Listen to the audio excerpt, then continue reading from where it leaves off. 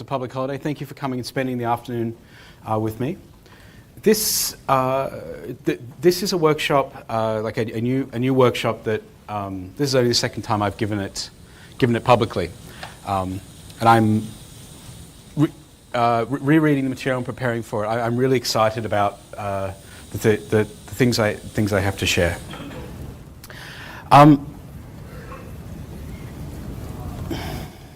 So there needs to be a little bit of explanation about where this workshop came from. A couple of years ago, I had this idea, and tweet size being what they were, was called 3 rules for dating my code base. Like, if there are only 3 rules of things that I'd like to agree on when we work together, this would be them. Of course, the next day I was like, oh, I forgot. Here's 3 more, and it probably could have kept going on for some time. And so there's this idea of like what are the bullet points of good Go code? We're kind of floating around in my head. At the same time, or perhaps a few years earlier, I talked to O'Reilly about writing a book on Go, but it kind of fizzled out for 2 reasons. O'Reilly's document presentation preparation system is pretty good. But it wasn't as flexible as I wanted, and I felt like if I was going to be spending hours and weeks and months of my day like preparing this document, there were a lot of kind of undefined steps. Like the O'Reilly system, you would upload a document, but once you started digging into it with your editor, they're like, oh yeah, we copy that into something else, and then we edit it ourselves. And I didn't like that. I was like, well, I'm going to put all the time into writing this document. I want to have control over my words. And then there was the more unfortunate calculus of just how much time it was going to take.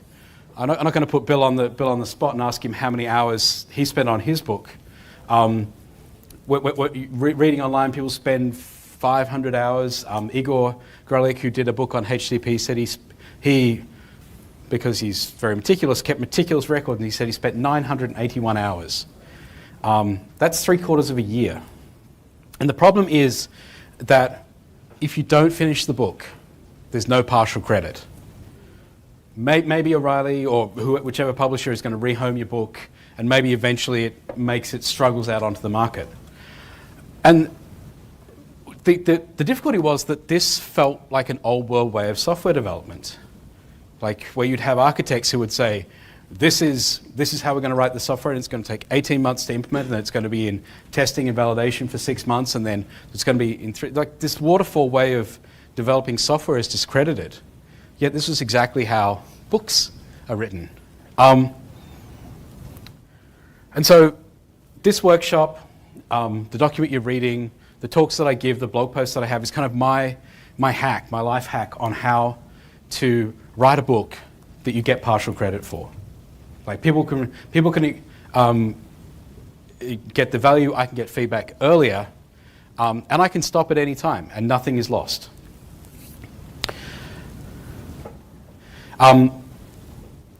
Also, this document is liberally licensed. Feel free to link it, to reference it, to take bits and blog about it. If you come from other countries, take it home and give it up your local meetups, however you want. It's open source, free as in beer.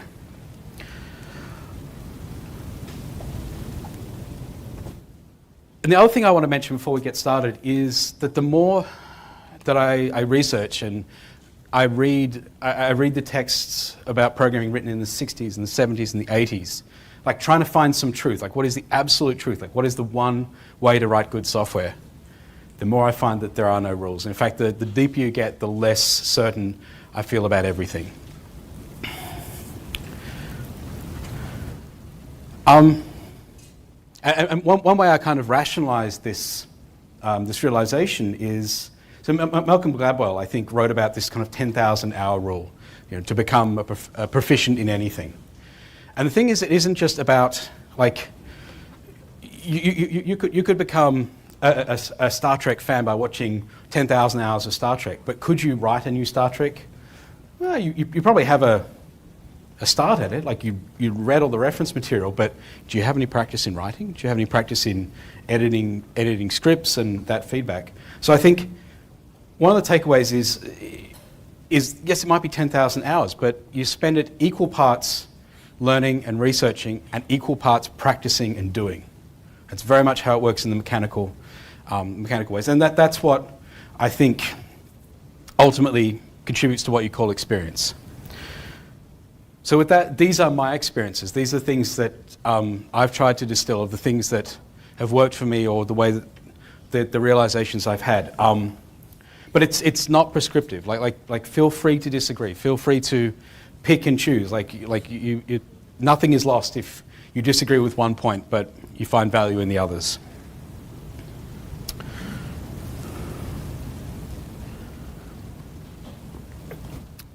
So the subtitle of this document is Best Practices in a Programming Language. And so if I'm going to use an absolutist word like best, like if this is the best, then everything else is not as best or worse, then I need some kind of framework to say what I mean by that. Brian Cantrell gave a really interesting presentation, not actually about programming languages, it was about operating systems, and talking about the guiding principles of different operating system projects. And the summation of that is different operating systems have different core values. I mean, he makes the somewhat impudent point that OpenBSD care only about security. Everything else is secondary. But the point there is not that they discard every other possible goal, like usability or performance. It's when you have to choose a core set of principles. And so, what then do I think are some principles that define how I think about Go? And to give some background about this is a quote that Russ Cox, I think, gave at GopherCon Singapore last year. He's certainly been making the rounds. And it's his observation, paraphrased from his co-worker Titus Winters, that software engineering is what happens to programming when you add time and other programmers. I mean, he's making a distinction between programming and software engineering. Programming is typing on a keyboard. It's writing a program to do a particular thing. It's writing a throwaway script. It's writing some SQL to do a data transformation. It's a single-use job that uses a computer for one time, does its job, and it's over. Engineering always has a component of time. For the software projects that you work on, people are going to join, people are going to leave, teams are going to grow and shrink, you're going to get new requirements, features are going to be added, bugs are going to be fixed. This is what underpins software engineering. So if we say that the underlying goal is good software engineering, then what are some of the principles that Go brings to the table? And I'm going to make the case that they are clarity, simplicity, and productivity. Now, as you see, you note I didn't say performance or concurrency. There are some languages which probably on paper are a little bit faster than Go, but they're not as simple as Go. I'm going to just pick on Rust and C for that. There are languages which make concurrency their highest goal, like Erlang. Everything you do is concurrency. But I argue they're not as clear, they're not as readable, and ultimately the productivity that engineers get from them is lower. So let's dig into these a little bit. Code is read many, many more times than it is written. A single piece of code over its lifetime, if you consider something like the standard library or a common library, or even just a library that is used inside your company, every single programmer in that company has kind of read the source of that several times at least, versus the number of people who actually contributed to it over time.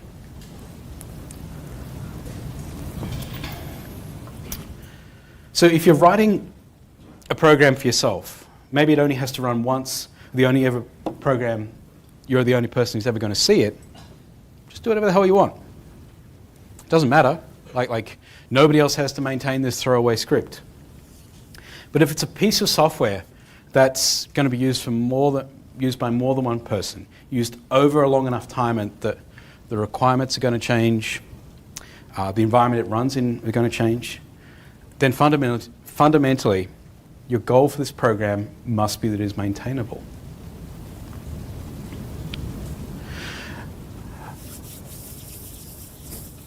So the second goal is probably the one that people think about the most when they think about Go, which is simplicity. Why do we care about simplicity? Why is it important that we place this goal above others?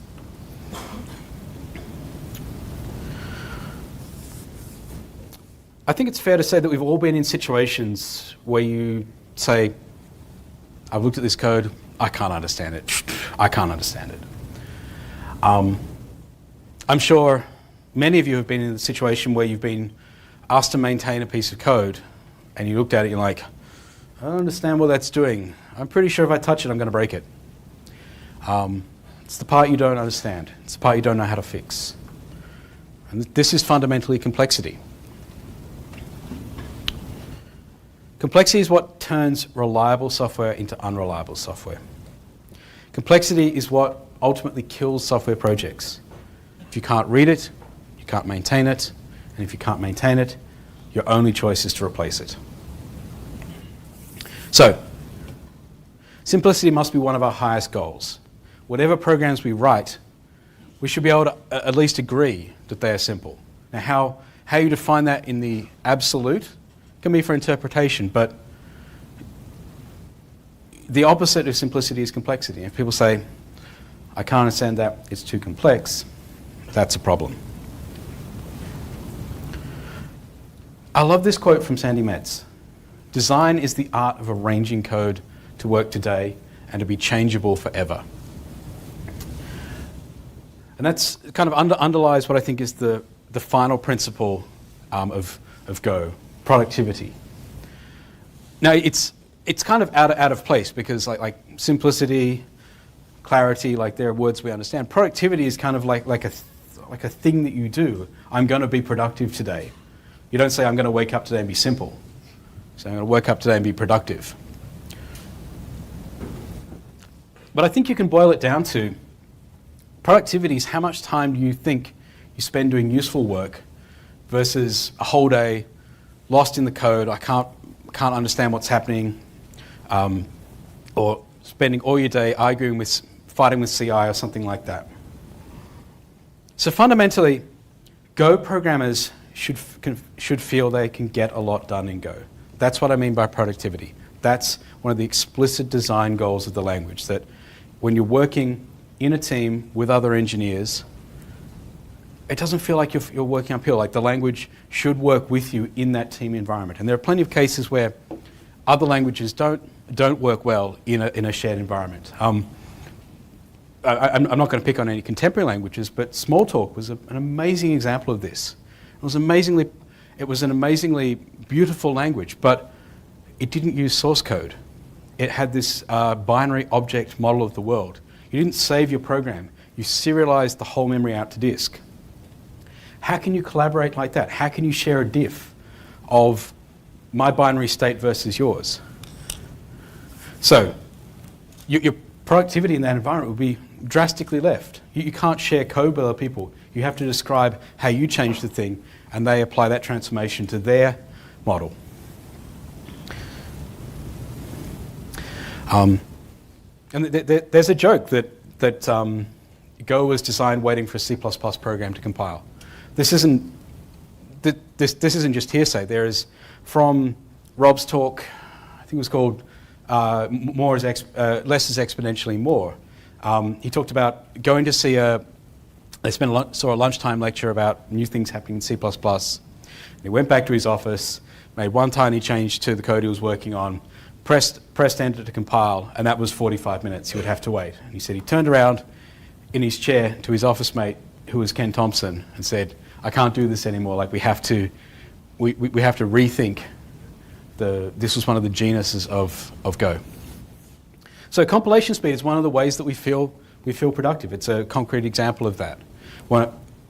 Some of the earliest things written about Go say they want to give you the safety and concurrency of a static language, but with the productivity of a dynamic language. So think of Google back 10 years ago, Python was was one of the 3 languages, and so they were directly competing for the mindshare of Python programmers who were used to working in a REPL.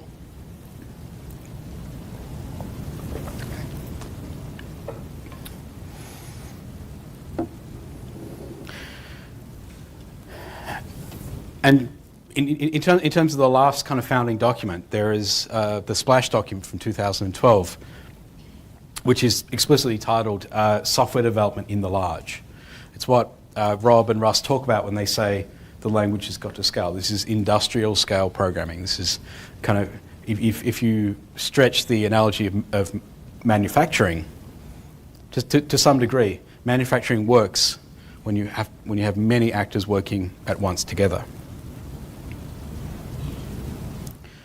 So these are the guiding principles that guide what I describe in this document. I really like the way that Robert Martin described principles.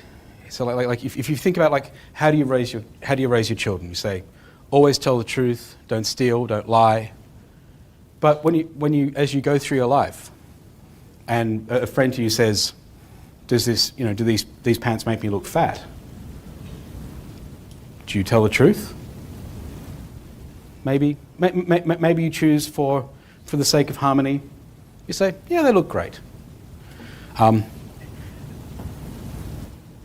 They're principles, they're guidelines. Sometimes you bend them, sometimes you don't follow them. You do it with the explicit understanding that there's a reason. There's a trade-off. But always, when faced with a choice, you start with your core principles. Okay.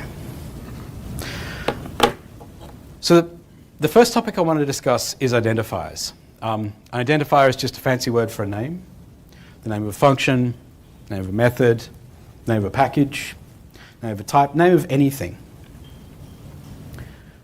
And the odd thing is that given the quite limited syntax of Go, the names we choose for the things in our program, because we have so little flexibility everywhere else, the names have an oversized impact. Readability is one of the defining qualities of good code. Choosing good names is crucial to being able to read the code. A concrete example of this, when we rewrote the compiler from C to Go, the original C compiler was what people used to call CenCC, because none of the identifiers were longer than 5 letters. The reason for that was because that's how they used to do it on the PDP-11 back in the 60s.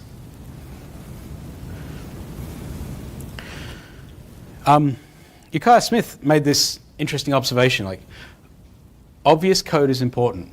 Like, what you can do in 1 line should be in 3. Like, we don't optimize for clever one-liners in Go. Like, I know in Python you might have list comprehensions, and in Ruby it's a real art to like map, fold, reduce, and a little block on the end. That's considered not just to be clever Ruby, but good idiomatic Ruby style. Go is not like that. We optimize not for the size on disk or how many lines we use on the page, but for the reader. Always for the reader.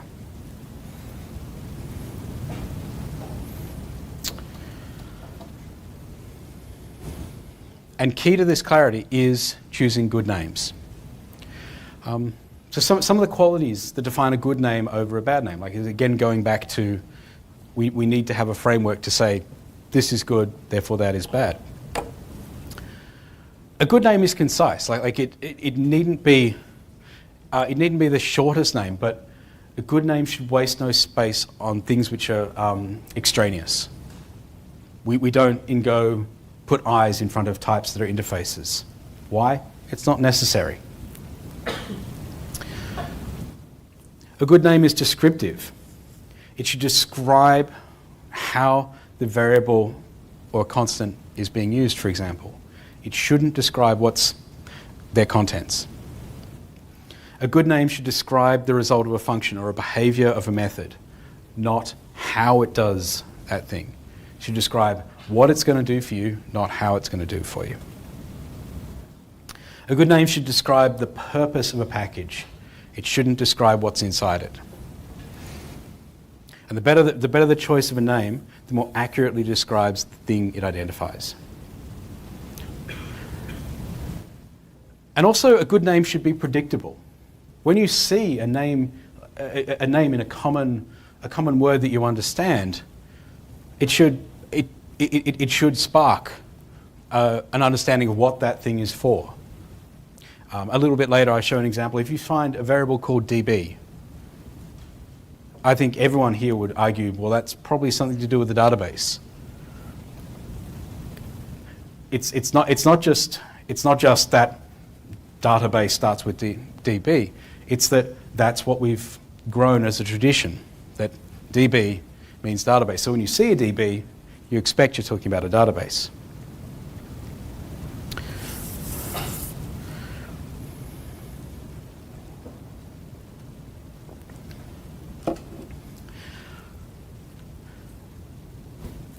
Sometimes people criticize Go's style for short variable names.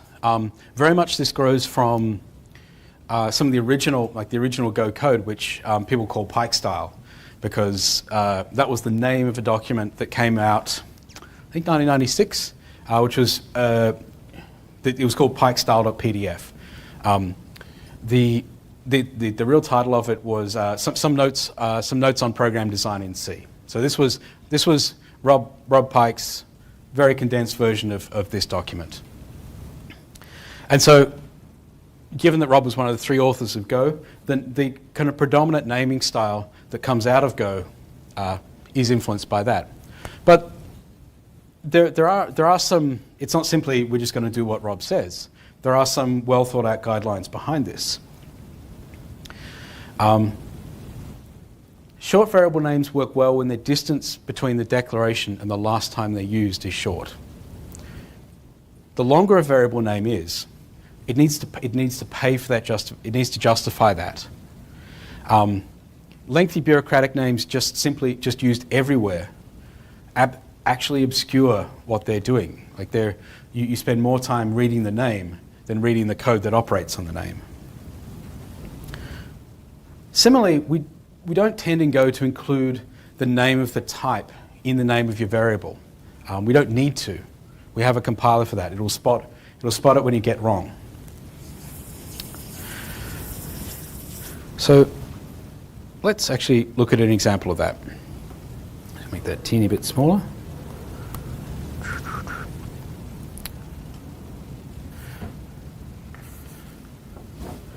So here's an example probably written in close to idiomatic Go style. I think idiomatic Go style is kind of something you can argue about. But we have a mix of identifier lengths.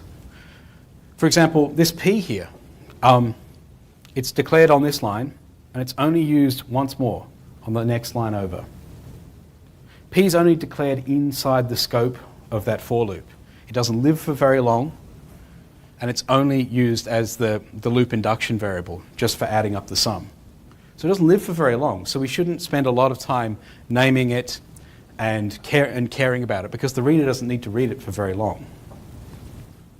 We have other ones like people, the parameter, or count, which live for a longer time, like physically on the page. So we give them longer names.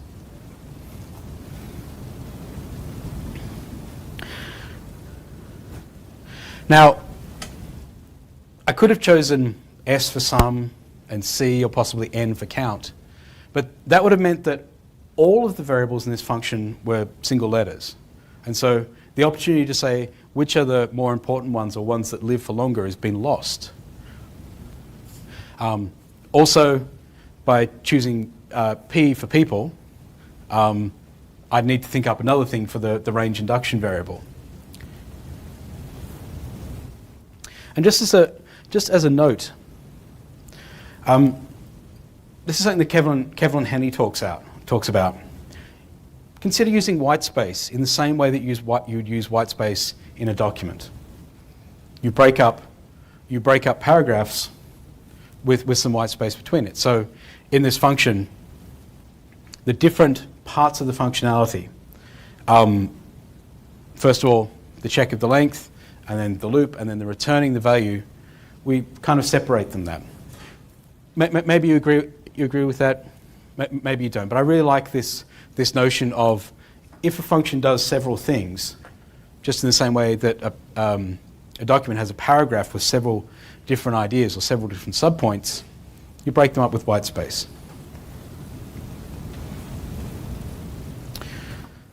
And to go back to talking about guidelines versus rules, it's important to recognize that all of this is contextual.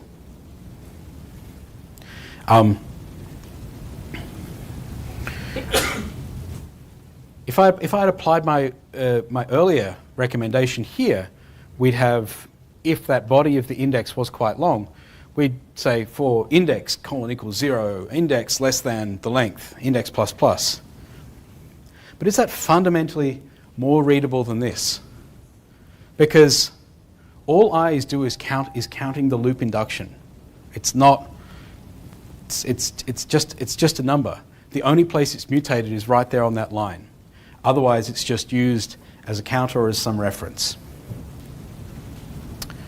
So, making it longer doesn't necessarily increase the comprehension of the function. And again, there are always counter-arguments to this. Which of these is more readable? We have a function with OID and index.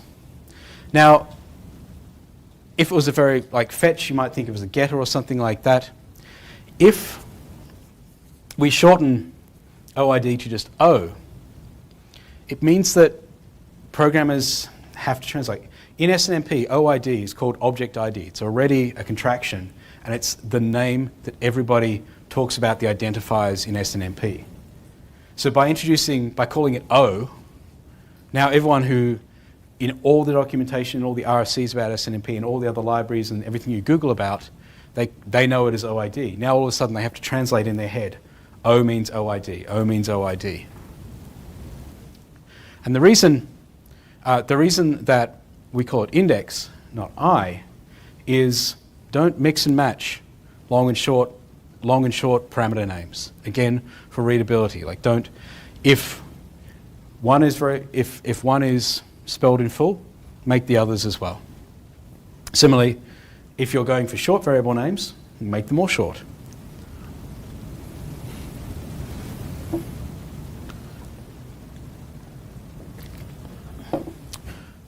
Naming your variables, like giving them a suffix with their type, is the same reason you don't name pets, dog and cat. Like my dog's name is called Frank. It's not Frank Dog. It's very, very obvious she's a dog. So the name of your variable should describe its contents. Consider not the type of their contents. So consider the example. I'm sure you've probably seen code like this in various places. User's map is a map of string to user. What's good about the declaration?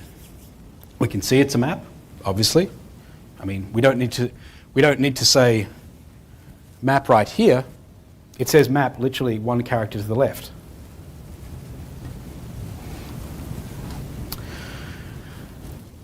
But more importantly, user's map is a map because we have a statically typed language. And so you're not going to accidentally use it where you're expecting something else. The compiler is going to stop you accidentally using a map. Like in other languages where there's a lot of dynamic coercion, like Ruby, JavaScript, things like that, it may be good practice to encode the way you're supposed to access this variable actually in its name, because if you don't, the language will try and transform it into the way that you tried to access it, and maybe that'll be wrong.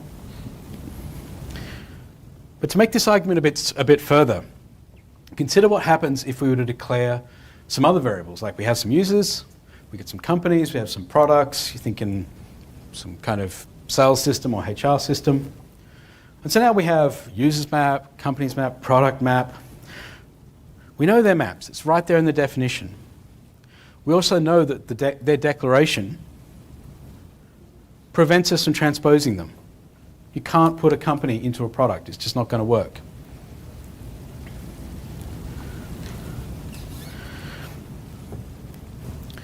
Now, if you remove the suffix, I argue to you that that made it clearer. Like the map was adding nothing. I mean, as I say here, if users isn't descriptive enough, then calling it users map is probably not going to solve whatever problem there was. And interestingly, consider the case of users map versus user map. Depending on the local parlance, like you may remove the plural. But if we then remove the word map, which the reader is going to do because they just transpose, they're like, yeah, I know it's a map, I'm just going to ignore that bit. One is a map of users. So clearly it's going to be users key to users. Another one just becomes user. So is that properties about a user, or is it properties about a map of users? It's not clear from looking at the variable.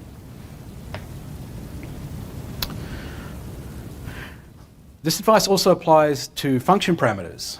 For example, naming the parameter config is sort of redundant because the type is config. We know it's a config. It just said there, right there. So maybe you might call it conf, or C if the lifetime is very, very short. If there's more than one config in scope,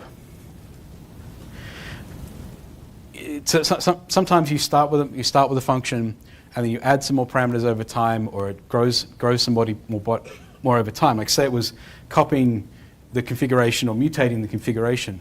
Calling them conf1 and conf2, they only differ by one character at the end. Consider instead calling them like original and updated, something like that, which describes this was the original, I copied from it. Updated, this is where I went. And there's a tip here which is probably maybe Go specific, but important nonetheless, which is don't let package names steal good variable names. When I import the context package, the word context is declared at the package scope. I cannot to redeclare it becomes very difficult, and this is why when you see the context.context, it's usually called CTX, because context, the word, is already taken. The database SQL package,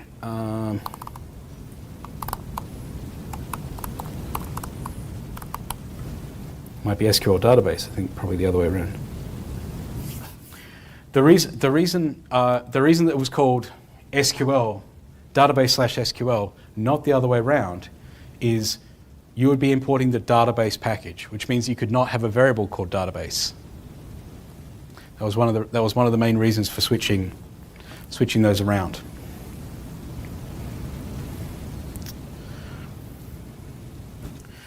And as I said, a good name should be predictable. The reader should be able to understand the use of the name the first time they encounter it. Like your names should be descriptive. And when they encounter a common name, they should be able to assume that, well, this has probably not changed its meaning since the last time I saw it. So a good name should be familiar. When you see DB, you know you're talking about a database. When you see SQL or trans, or TXN, you know you're talking about some kind of transaction. So be consistent in the names that you use to describe things, because that consistency builds familiarity. So rather than like D sometimes, and DBase, and capital DB sometimes, and database, just be consistent. Always use DB, whether it's in parameter, return value, a local declaration, even potentially the receiver.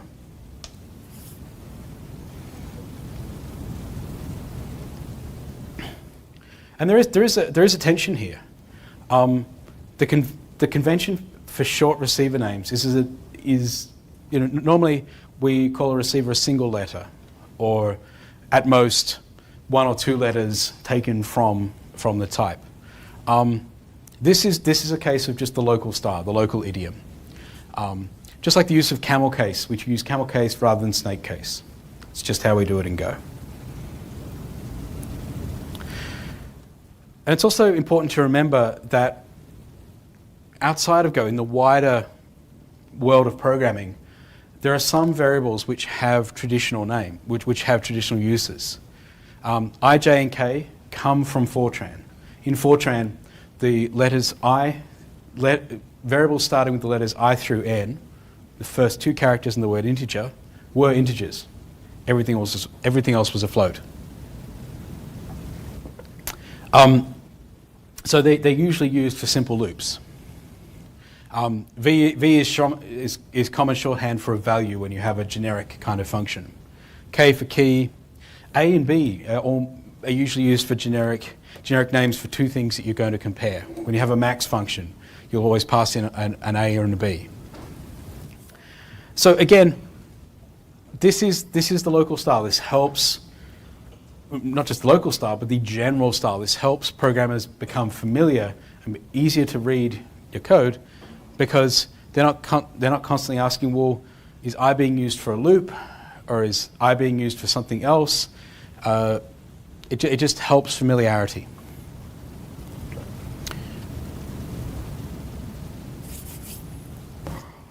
So Go has at least 6 different ways to declare a variable.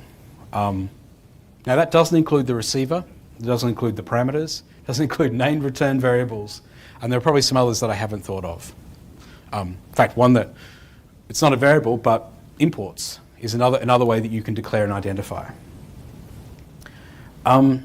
This is definitely something that Go's designers recognized was probably a mistake, but it's too late to change it now. And they argue, probably correctly, in fact, I agree with them, that the bigger problem is shadowing. Like getting like a holy war about this is not as important as detecting shadowing mistakes.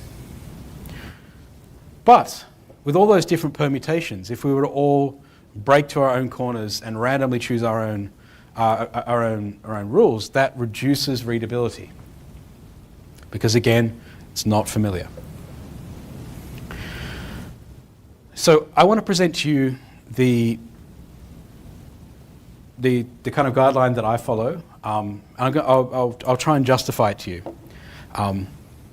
Maybe you'll find it useful. So the fundamental underlying thing here is that in Go, each variable has a purpose. It has to, because they have to be used within the scope they were declared. You can't declare it way up there and not use it. And declaring something at a global and then using it at a local is also very, very difficult. So when you see a variable, your first question is, well, what does it do? What is it here for? And so that's the question we should answer for the reader. So this is the style I use. So when declaring but not initializing, so use var. So that is, we're letting the value have its default 0 value. So here, players is 0, var things, which is a slice of things, is an empty slice. It's actually a nil slice, and thing is an empty thing variable, not a pointer to an empty thing value, not a pointer to a value.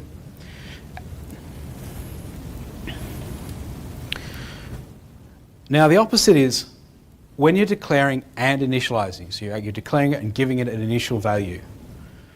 The style I use is the colon equals style. And this is because we want to make it explicit to the reader that we are not choosing the 0 value. I declared this variable because I intend to give it this value. So to try and justify this position, let's take the original, and this time we're going to deliberately initialize each variable. So players int equals 0, things is nil, and var thing is a new thing. Now, immediately after we do this, the way that the Go syntax works, and that the fact that there are no automatic conversions, only type inference, the type on the left-hand side can be inferred from the right-hand side. So immediately we can simplify that just down to this. Like players was an int, the default for a numeric type is an int.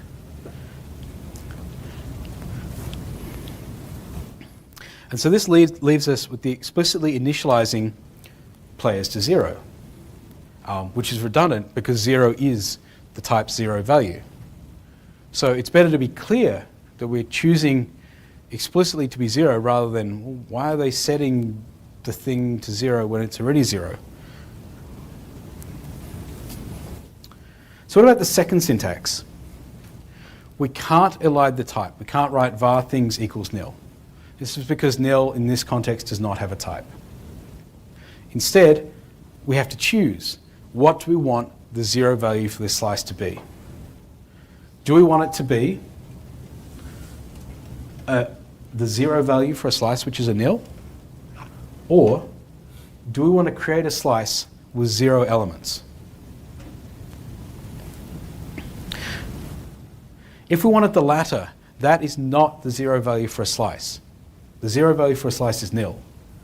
This is actually explicitly initializing the slice to point to an array with no elements. So given that, we want to make it clear to the reader that we deliberately did this. We want to say to the reader, yes, I actually wanted a thing with no elements. So the style that I follow, we make it clear by using colon equals. It says we deliberately chose to do this. And so that brings us to the third declaration. Var thing equals new thing, which is both explicitly initializing the variable and uses the uncommon use of new. Now, some Go programmers dislike new. They get very upset. There is a lot of duplication between new and taking the address of a compact literal. They get very upset that there appear to be two ways to do the same thing. However, there is a difference.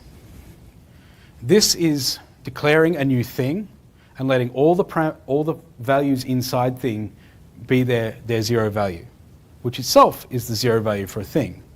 So we're making a new thing, explicitly asking for its default values, and then taking a pointer to it. That's a lot to say. That's a lot of conceptual overhead to say, just give me the thing. And fundamentally, what we're actually saying is this: declare a new thing and pass its address to unmarshal. So even though it took 2 lines, this is much, much clearer of the intent.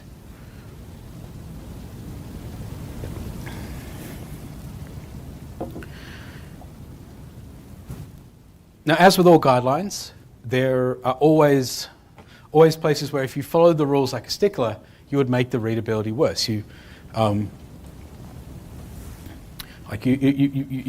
teach your children, follow the laws, don't speed, but if someone's having a baby in a hospital, you drive real fast. So there are cases where sometimes, with justification, you bend the rules. And an example of this is if we followed the style that I just dictated, you would end up with something like this: var min int, because we want the minimum to be 0 and we want the maximum to be 1,000. But that looks super weird. Like, we have 2 variables which are closely related, minimum and maximum, declared in different styles. One of them has been kind of false to the 0 value, the other is explicitly declared. So I think we can argue that this is much, much clearer what I intended.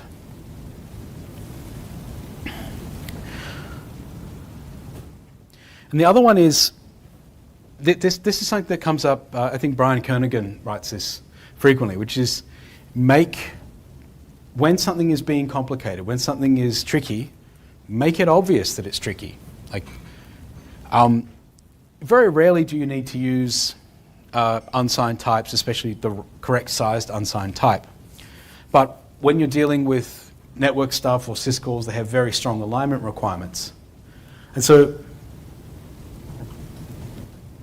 this breaks the rule. The rule is if I'm giving it a an actual value, then I should use the colon equals syntax.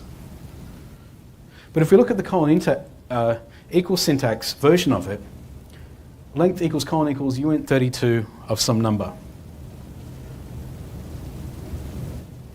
Someone could equally assume, well, why is that constant being cast to a uint32? Like, what's so special about that? The prior syntax says that we're explicitly declaring length to be of this type, whereas someone down here could be like, well, I don't understand why this is uint32, and just remove that cast. So again, it's just sometimes break the rules, and cinematographers do this all the time. Break the rules when they want to draw your attention to something because it looks unusual. In horror movies, they generally will remove frames of movement. So the spooky character or the evil character will move unnaturally because the human reptilian brain is hardwired that things which move smoothly are probably part of your flock or your pack or your herd. Things which move erratically could be a predator. So cinematographers break the rules by making the character move unnaturally to draw your attention to it and actually make you afraid. So make tricky things stand out. And lastly, in this section, software engineering is a team sport. You're most likely to spend most of your career working on software which you're not the sole author. You're going to have to collaborate on other people, and they are going to have to come in and collaborate on your projects. So if you come into a project and the local style is somehow not how you like it, and we're much luckier in Go than in other languages because of the absolute dominance of GoFormat. There is no, the rejection of Go format is to almost reject programming in Go. So we're very, very lucky that even if you do find some source code which is unformatted, almost by the time you open it in your editor, some tool has reformatted it for you. But even still, there may be differences in styles, in the naming of variables. And my advice there is the uniformity, even if it may not be the preferred style that you have, is more important than the code that you added has one style, the code that somebody else has another style. That detracts from the readability because it is jarring to constantly flip between these. So if you're not the first one to touch the file, follow the footsteps of the person who did. And of course, lastly, if you just cannot stand it at all, and you must do a mass reformatting of your code base, please don't smuggle those in with other changes. It is the worst to do a git bisect of a 5,000 line diff just because someone changed white space. Don't mix your formatting changes with actual functional changes.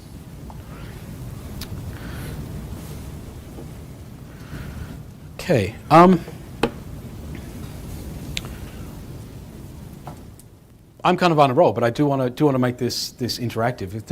If you have questions, please put up your hand. If you want to refute anything I'm saying, please, I really want your feedback. We might do one more section, and we'll see how we're going for time. I love this quote from Dave Thomas. Good code has lots of comments. Bad code requires lots of comments. Dave Thomas gave a presentation last year at Yale where he talked about his way for writing code. And the first thing he does is writes the comment of the function. And that's good style. You should, I mean, if you like it, then your function has a comment already before you started writing it. But the reason he does that is he's writing himself a map for what he's going to do. And it's not simply that you think about what you're going to write before you think about the code you're going to write. He looks out for conjunctions like and comma. And so when he writes a function that says the such and such will connect to the database, comma, and update the user record, he sees that as a red flag because now he knows that function is doing two things. So he uses that as a clue to himself that this function does two things. What I should actually be writing is two functions. One that gets the record, and the second one that is past the record and does some changing of its state. Then maybe you go back and you write the first function, because at some point somebody has to join that business logic together, but it's better that they are independent actions joined together rather than multiple different pieces of functionality in one function. So comments can be used as a really powerful tool. But I argue to you that there are actually different styles of comments. They do different things. The three that I can think of are a comment that explains what the thing does. That's your commentary on public symbols. You said what this function does. That's your Go doc. That's your method documentation. The second one is explain how something does, and the formatting's messed up there. I'll fix that in a second. But the comment should explain how the thing does what it does. Now, you don't want to expose that to the user. That's not part of your documentation, because you shouldn't document the implementation. You should document the behavior. But inside, if it's a complicated method, you may have some exemplary text that says, this is what we're going to do. We have to do these things in this order because of another condition. And the last one, the comment to explain why a thing is it is, I think is the most important part of a comment. Now, it doesn't displace GoDoc documentation. It doesn't displace some internal notes about how the function does what it does. But it comes down to documenting the business rules that led to this code. And these are usually non-code factors. This comes from a piece of code inside my product where we discovered that by default, Envoy, if you don't supply this, you have to wait for 50% of the backends to report a failure before they report a failure. It's the most default behavior. So of course, we have to change this default behavior. We have to explicitly set the healthy panic threshold. And so this comment does two things. It gives a clue to the reader. Why is this, why am I, surely 0 should be the default. We have to explain to the reader that no, by default it chooses something very bizarre. And also, we give a clue to where you can go and find out more. So yes, links to issues, design documents, RFCs. It's not the place to write the entire history of the issue here, but you want to give enough of a crib note that somebody else can find and follow the breadcrumbs. GitHub issues are perfect. Like the amount of code that has comment C issue for workaround.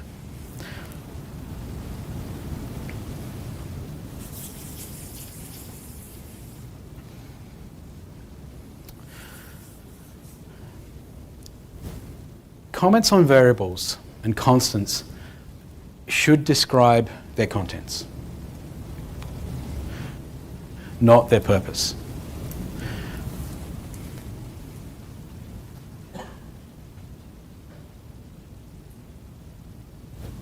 It's a little contradictory there. Yes, should describe the variable's contents, not its purpose. I'll need to improve the wording there. So for example, random number equals 6. If anybody remembers the XKCD joke, determined from a roll of an unbiased die.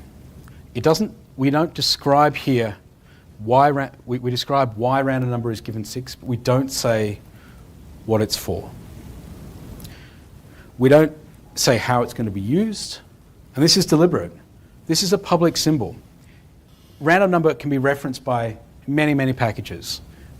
Packages we don't know, packages that haven't been written yet. So how can we possibly document how somebody else is going to use this number?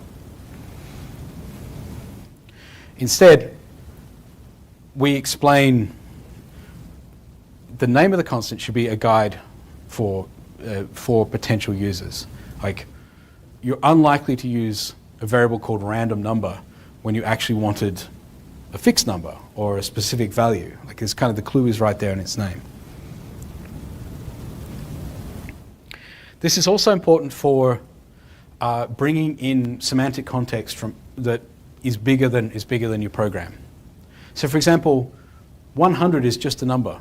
You can count from 1 to 100, but in the context of HTTP, when two things that are talking HTTP say the number 100 to each other, they mean status continue. So give a clue to the reader where you decided that 100 means status continue by referencing the spec or the RFC. That gives a person the clue of why this is 100. And if perhaps they get a bug that thinks, maybe there's a mistake in that table, they can go to the RFC and say, oh, I did transpose that wrong.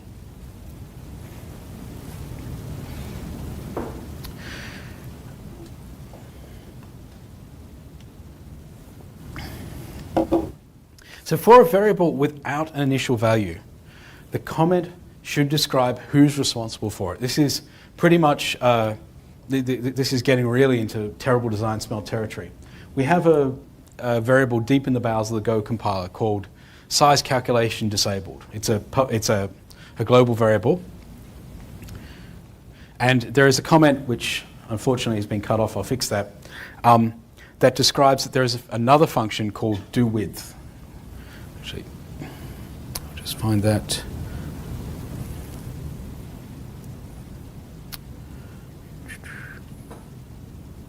Yep.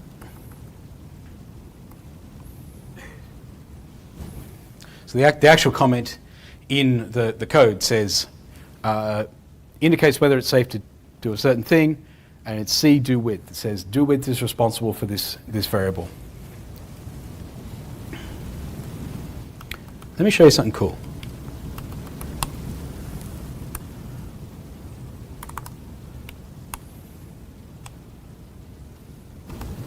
Fixed. So, when you see this, like there are already enough design smells in here that you should be feeling quite nervous here. Like why is a function responsible for maintaining a global state? Like, shouldn't they're intimately entwined. Like, the only person who should be touching this is this function called doWidth. So the only person who should be able to touch it, we should put them into an object or something like that. There's a really big clue when you need to write a comment like this, that you have an underlying design problem. Kate Gregory has this fantastic observation that sometimes, dang it, I know exactly what's going on.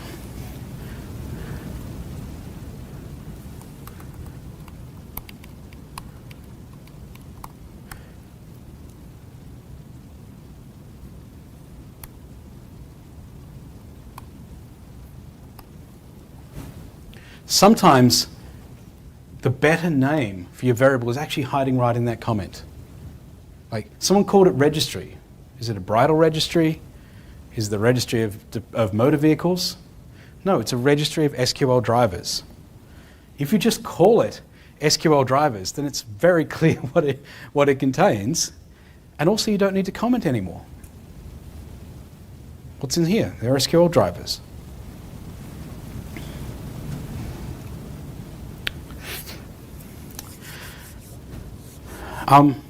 Hopefully this goes without saying.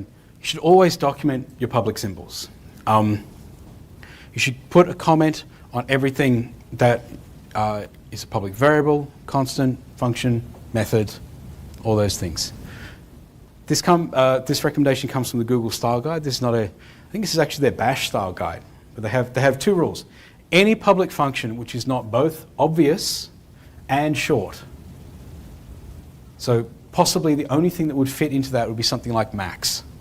Like if it's longer than 3 lines, you probably need to give a comment on it.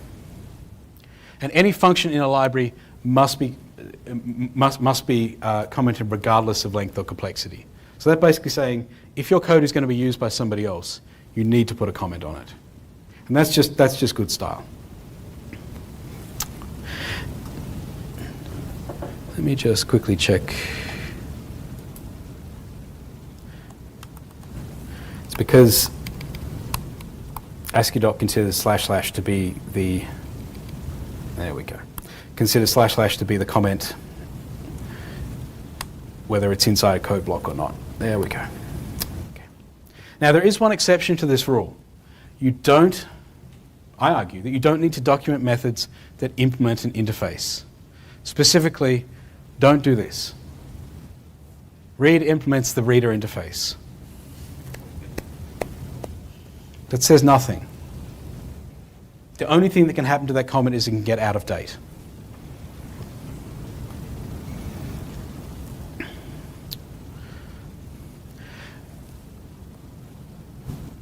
I want to show you how the I/O package deals with this. So we have a limit reader, which is a reader. The limit reader function is a constructor. Limited reader reads from it returns. It describes all the behavior of a reading type thing, and then immediately following it is a type called read. We know it's a reader. We've said it about 8 times just before you hit that. What interface does this implement? Probably reader. It's a little bit contextual, and it is slightly odd that limited reader is a public type. I think if this package was being designed today, that would, given that you have a constructor for it, that would probably not be exported, which again means that this function without a comment is not going to show up in Godot. But the takeaway is don't take this the stipulation that you must comment everything that is public, because it just leads you into doing things like this, which add no value.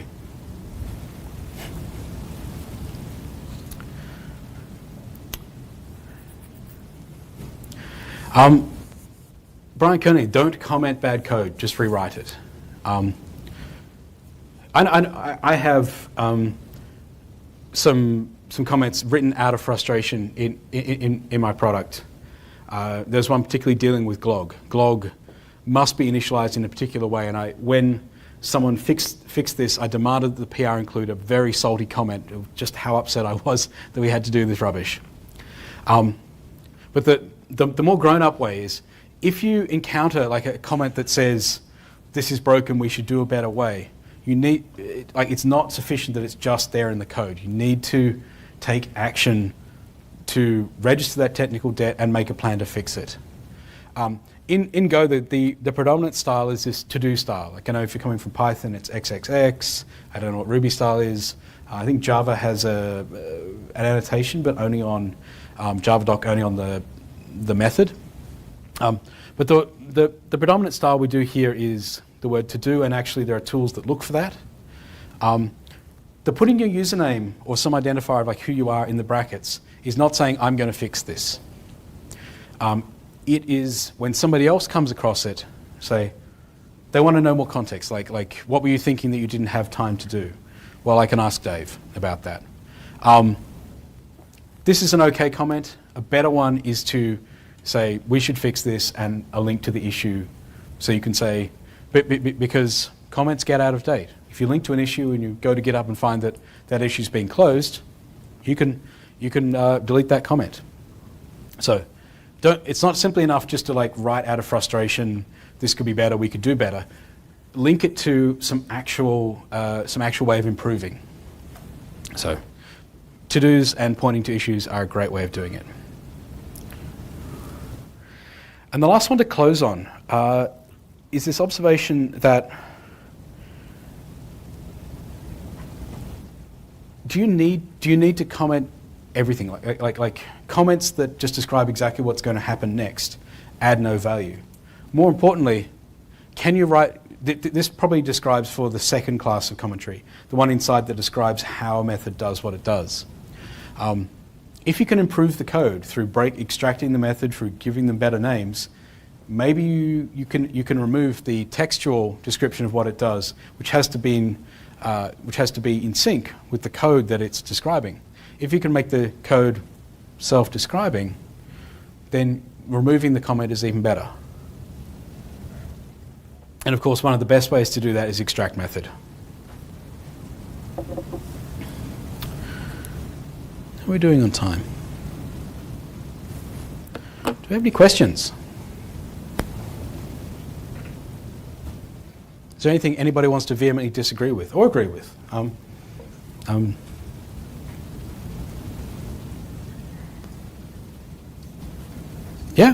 Oh, we had two. Okay. You were first because I was looking at you. Then I'll come to you. Yes. As you're approaching a new problem, what you don't know. So naming is sort of like the last thing that you want to think about.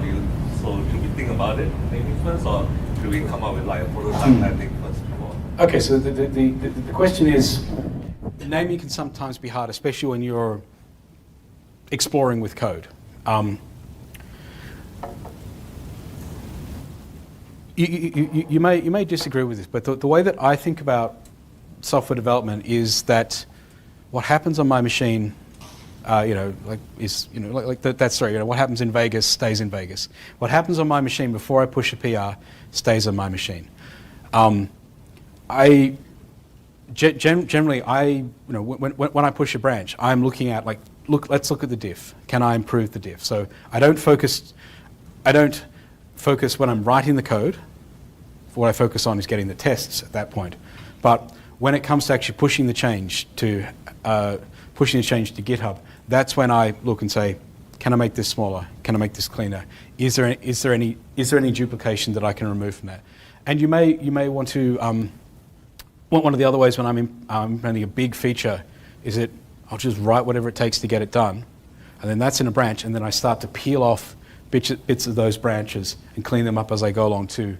So I don't work in an incremental fashion. I get the thing working, but then as I'm trying to feed it into the code base, I peel off bits, and that's probably the case where I'll say, is this name descriptive? Because instead of a 500-line diff, you're working with little units of 60 or 70, and that's more tractable and more incremental. Yes? You were talking about simplicity of code, value, positivity, or confuse on what's in the space. Yes. You can imagine algorithm that's 50 lines of code and one developer was saying that making it more simple is like extract methods, and another one would say that I'm using context to your functions. How do you define it? So the question is, simplicity is subjective. Yeah. And that is the big fundamental underlying problem of all of this. There is no, I mean, Rich Hickey has a very, he goes back to the dictionary and defines simplicity from its root, which is simplex, which is one, singular. Whereas complex comes from complect, which means to bind and interweave. So you can approach it from that point of view. Like that's why ideas like extract method mean you do one thing and you do another thing, and then the one thing is to combine the two of those. But you're right that taken to the extreme, you have methods methods with very descriptive name that do very little. Like the code becomes overwhelming. It's my answer to you is that this is an agreement between your team. Like if somebody says that is too complex, I can't understand it, they're part of the group as well. If you have to reach an equilibrium. One way for dealing with that is the idea of hiding complexity. Okay, if this algorithm is very complex, then we're going to put it in its own package with its own set of tests and with its own API. And then for everybody else who needs to interact with it rather than maintain it, their interactions with it are much simpler. So those are some suggestions. But I do agree that fundamentally, apart from a dictionary definition of simplicity, which is hard to internalize, this is a process of, well, this is what this workshop is. It's me sharing with you my experiences and the way that I try and think about this problem. Can I share a thought? Yeah, go for it, Bill. Let me share 3 thoughts. An encapsulation should define an abstraction where one is absolutely precise. All right? No reason to define a function that isn't precise about the behavior it's supposed to exhibit. Now you're running generic function. So every abstraction should define a new semantic behavior that is precise. Put that in your head. You guys can hear me? For the recording. So you hear what I just said, right? every abstraction, every function should define a new semantic or behavior that is precise. It's obvious on what it's providing. Now, readability for me means not hiding the cost of what that code is doing.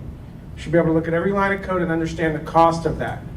All right? And I'm not talking performance costs so much, but we understand what it's going to do. We also understand the behavior. We're not hiding anything.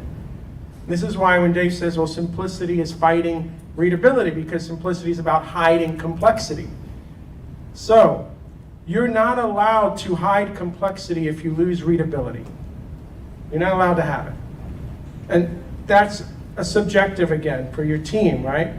The average developer on your team should be able to understand the entire code base you're working on and all of the mental models around it. So for me, it's subjective to the team.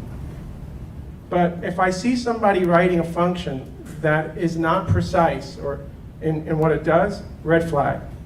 If their answer was, well, I did that because I wanted to abstract 7 lines of boilerplate code that I have to keep copying and pasting, I say, but you haven't defined a new semantic here. We're now losing readability because I could have just put the 7 lines of code everywhere it was. And I fully understand when I get to that piece of the code what it means. But no, now you've abstracted it around something because you didn't want to copy and paste it 7 times. So for me, you write a piece of code, you get it working, you do a readability review of that code immediately. Are we following our design philosophies? Is everything in line for where we are right now on readability, not hiding cost? Does everybody on the team understand this? Simplicity, which to me is you have to discover simplicity, by the way. You can't design for it. You discover it once you've got working code bases. Go is brilliant around simplicity. It abstracts garbage, it abstracts all the machine from you, but you can look at any line of code and know what's going to allocate, right? You don't have to, but you can. Scheduling is completely, hidden from you, right? But it's not really in terms of cost. Go can do this over and over and over again. It's amazing, but it's discovered. It's not designed. So those are my thoughts on that. Thank you.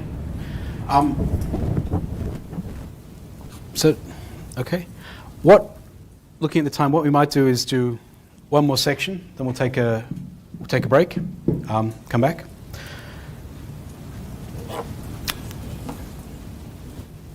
So I've kind of been working from the small up to the larger. And so now we've had names, comments, functions. Now we're kind of at package design, because fundamentally,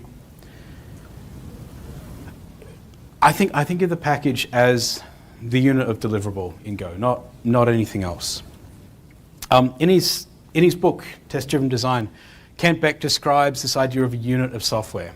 And the unit, in almost a physics term, is indivisible. It's the smallest amount that you can observe. So for a long time in physics, we didn't even know about the subatomic particles. I mean, we now know that atoms are composed of quarks and bosons and fermions and other things like that, but we can't observe them directly. Like the way that they observed these was shooting beams of electrons through an atom and inferring from the way that the electrons were scattered what was happening. You can't observe them directly. You can just infer.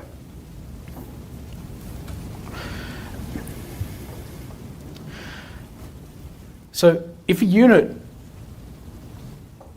in software is composed of smaller so-called subatomic particles, as the caller of the software, somewhere from outside that package, we can't directly observe them. Or I'm going to make that stronger and say we should not be able to directly observe them, because fundamentally what we're observing would be implementation details.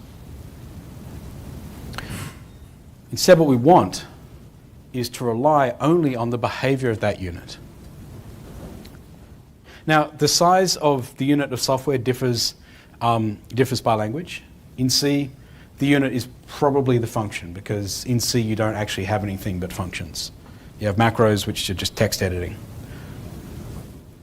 In Java, the unit of software is commonly misbelieved to be the class. There's a great talk by Ian Cooper, who it's called TDD, where did it all go wrong? And it talks about how in the Java world, the predominant style has been one class, one test class. But in Go, the unit of software, I argue to you, isn't the function or the method or the type, it's the package. Because looking from outside as an observer of the package, someone observing it through its behavior, we can't see into the package. We can only see the public API. The public API of the package describes what it does, not how it does it. A well-designed package should do that. And equally, your public API should try not to leak implementation details, either via types or via some kind of observable behavior of like the ordering of things or any of those things. So I'm going to talk in this section more about how to do these things, like how to create what I think is a good package. And fundamentally, the goal of a package is to provide a set of behaviors. Writing a good package, like, fundamentally starts with its name. A kind of common retort that I like to use to people is to say that the name of your package is your kind of one-word elevator pitch. There's that story that you get in an elevator, you have 12 seconds to pitch a prominent Silicon Valley venture capitalist who's right next to you in the elevator. When the doors open and they get to their floor, you missed your boat. In this sentence, you have one word to describe what your package is going to do for them, to sell it. And fundamentally, if you choose your one word to be utils, or common, or base, you've kind of blown it.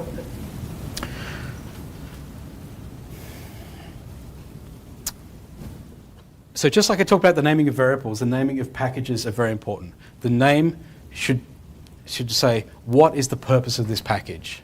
What services will I get when I use this package? What is it going to do for me? The name shouldn't describe how it's going to do that, and it certainly shouldn't describe what is inside the package. That's useless. Equally, inside your project, each package should be unique. I say should, I mean there's no must in any of this, but they should be unique because you shouldn't have two packages providing the same thing. Like if your package name is descriptive of what it provides, then you shouldn't have that functionality sprayed across multiple packages. And if you find you have two packages with the same name, it's likely either that the package name is too generic and not descriptive. Client, worker, shared. I mean, they are names, but if there's a client, there's probably a server package right next to it. If there's a worker, there's probably a manager somewhere. If there's shared, there's probably also a private. So a name which needs a twin or needs a partner is not a descriptive name. Now, if you find a package overlaps with another, if you can, consider merging them. Or in cases where these are utilities or things like that don't belong in this, give them a more descriptive name. And the two examples I point to are IO/IO util and HTTP util, which are groupings of utilities. If we were to design them again, perhaps they wouldn't be in the standard library. But the key is that it's not IO/util, because that would make the name of the package util, which is neither descriptive nor unique, because that would also mean we have a net/HTTP/util. So, sticking the boot into utility packages, these are where kind of utility or helper code just kind of congeals over time. And because these packages are kind of mixed assortments of unrelated functions, their utility is hard to describe in terms of what it provides. Think about when you go to the supermarket and you buy, I can go to the supermarket and buy a bag of mixed lollies.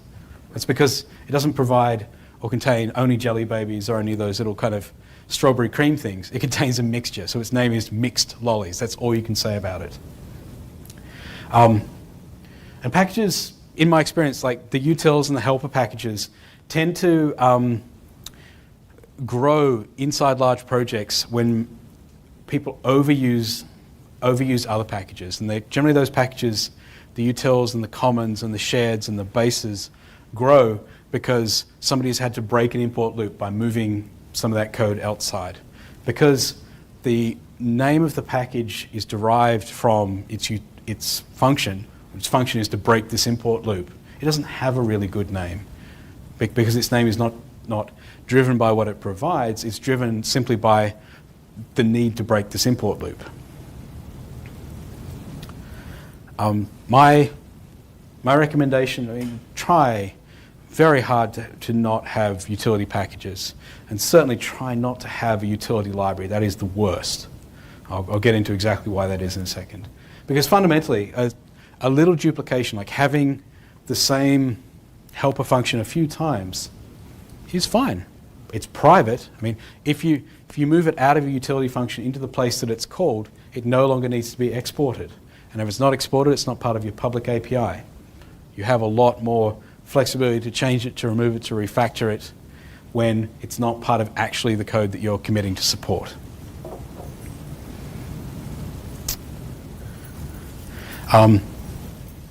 Using plurals is good for naming utility packages. I mean, there are examples in the standard library, like the strings package that provides everything you need to know about strings.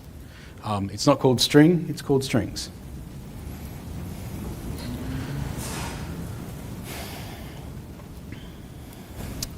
Now, to give some examples of this,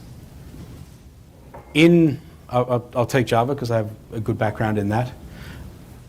Because of Java's elaborate package hierarchy and the fact that you can have many different access modifiers, it is very common that you'll have a package for the client, package for the server, and a package called common, which is the common bits in between it. In Go, let's take our HTTP package. We have a file called client. We have a file called server. And the common types between them go into an idea called transport, which is the kind of RFC message transport in both directions.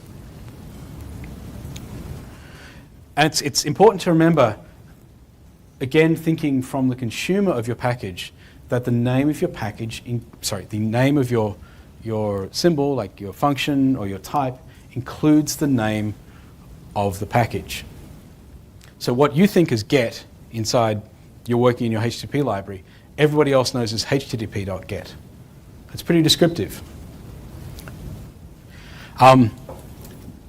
Strings.reader is strings.reader. And the error interface type defined in the net package, when other people refer to it, it is net.error. So you have that facility that if you give your package a good name, it amplifies the names of the types inside it. There are certainly examples of getting this wrong in the standard library. Hash.hash is terrible. It's terrible. Like that says nothing, but it says it twice. But we have much more powerful examples, which is io.reader, which has become fundamental to the way that people think about I/O in Go.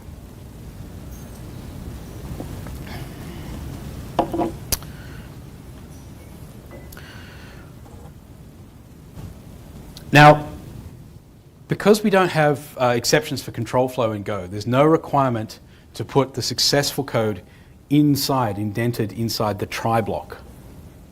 Instead, the predominant style in Go is guard clauses, a bunch of preconditions and early returns from them, which means as you go down the function, you know that successfully more and more checks have been passed. And this also means that the success case lives on the left-hand side of the code. It doesn't disappear up into the right.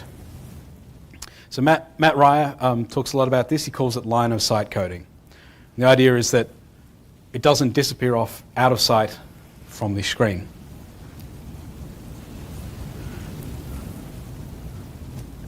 So to give an example of this, this is I just picked this from the bytes package because it kind of proves proves my point, which uses the kind of guard clause style.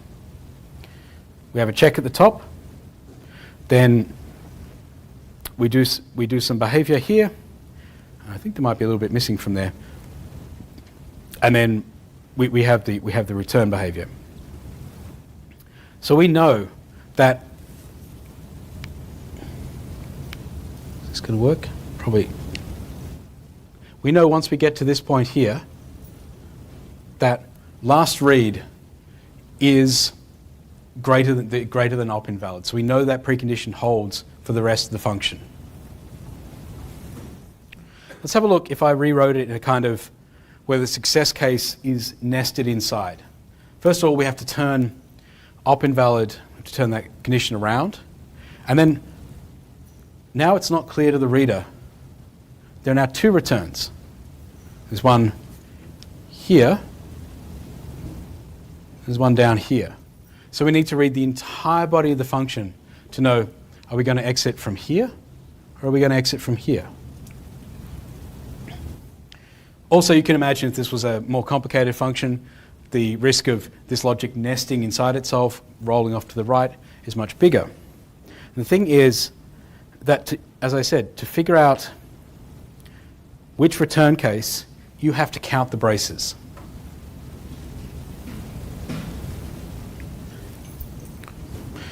This is, I think, one of the fundamental reasons why we prefer the guard clause style. Another one, I think this is almost a proverb. Make the zero value useful. Because every value that's declared, if you don't initialize it, you get the zero value. And this is important not just for safety and correctness. We don't have uninitialized memory in Go. But importantly, if Go programmers internalize this facility, it can make the code a lot easier to write and therefore a lot easier to read. Now, an example of this, sync.mutex contains two unexported integer fields. They represent the mutex's internal state. And thanks to the magic of the zero value, they get given the values 0 when a mutex is declared. We don't need a constructor for that. We just arrange the code such that 0 is the unlocked state. This means anytime, even embedded or even as a field inside another type, you can just declare it like that. You can imagine if to use a mutex you had to call sync.newMutex and then assign that to, if you imagine this was star_sync.mutex, that this type, myInt, was not safe unless you'd done that extra value. It would force two things on you. One, you would probably have a constructor for that, and so you have more constructors and more constructors you have, literally just to initialize memory. And the second one is that whenever you see a myInt, you don't know if it's been correctly initialized. Like if a reference to that gets passed in, you don't know whether someone knew to correctly assign a mutex to it. And I picked this example because I do pick this up a lot in code review. That whenever I see a pointer to a mutex, that is a huge red flag. It's not to say it's not, it's never correct, but that is a case where you are sharing a lock between two different values, and that I've never seen that successfully done. That is always a mistake. We do this all the time with bytes.buffer. You don't need to call bytes.newBuffer. That you can just use a bytes buffer straight away. It implements an interface straight away. It works just as you would. You don't need to explicitly initialize it. A useful property of slices is, again, they have really useful zero value. The slice struct in the runtime has two fields, length and capacity, and the zero value for those is going to be 0. So by default, a slice, even if it points, no matter what memory that's pointing to, a length of 0 and a capacity of 0 means that the first thing you do with it, to append with it, is going to properly initialize it.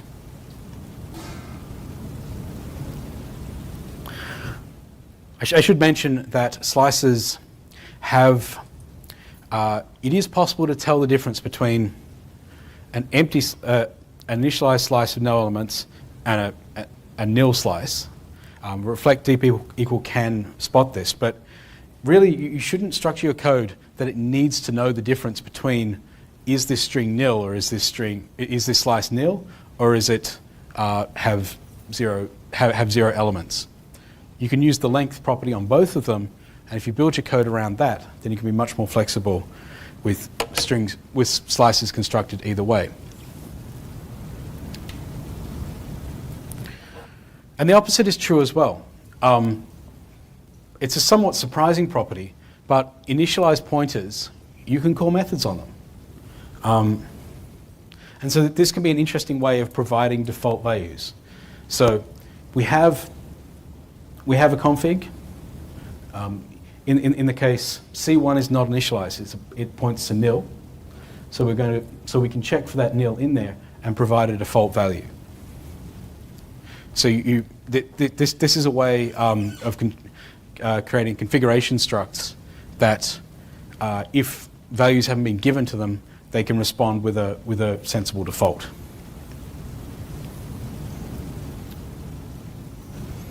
All right, this is the last one. Then we'll take a break. I don't know whether he's setting up or cleaning up. And the key to writing maintainable programs and maintainable packages in this case is that they should be loosely coupled. A change to one package should have a low probability of affecting another. And there are two excellent ways of ensuring that this is true. First one is use interfaces when communicating between packages. The caller should describe the behavior it wants by using an interface rather than specifying a concrete type. And the other one is avoid global state. In Go, we can declare variables at the block, at the function level, method scope. We can also do it at package scope. And this is what I mean by global scope. Because if we make that variable public, then its scope is effectively global to the entire program. Anybody that knows the name of that variable can change it, and they can observe changes to it. And what this means is that global variables become invisible parameters to every single function and method that you write. Because the body of that function method can change its behavior based on some global state. We saw an example of that do with function earlier. That its behavior will change, and the rest of the compiler will change based on the state of something disabled. So now that's weird enough as it is, but this also has implications for maintainability. Any function that relies on a global variable will cease to compile if you change the type of that variable. It's public, you don't know who's depending on it, and if you change the type of it, it will fail to compile. And of course, any function that relies on the state of that variable can be broken if another part changes it incorrectly. If you have functions that are coordinating themselves through a shared global variable, it's very hard to contain their state. It's very hard to know if you found all the places that mutate that. So, if you want to reduce coupling, move your relevant variables into fields on structs as you need them. That also means that instead of having one of these states in the entire program, it's now encapsulated in a type, in an object. And therefore, anyone who previously referred to the global state just needs a reference to your instance of it. And as I said, use interfaces to reduce the coupling between packages, because interfaces let you talk about the behavior, not how that behavior is implemented. So I think we should take a break for 15 minutes. 15 minutes will keep us on time, 15, 20 minutes. And then we'll come back, we'll talk about some more about Go.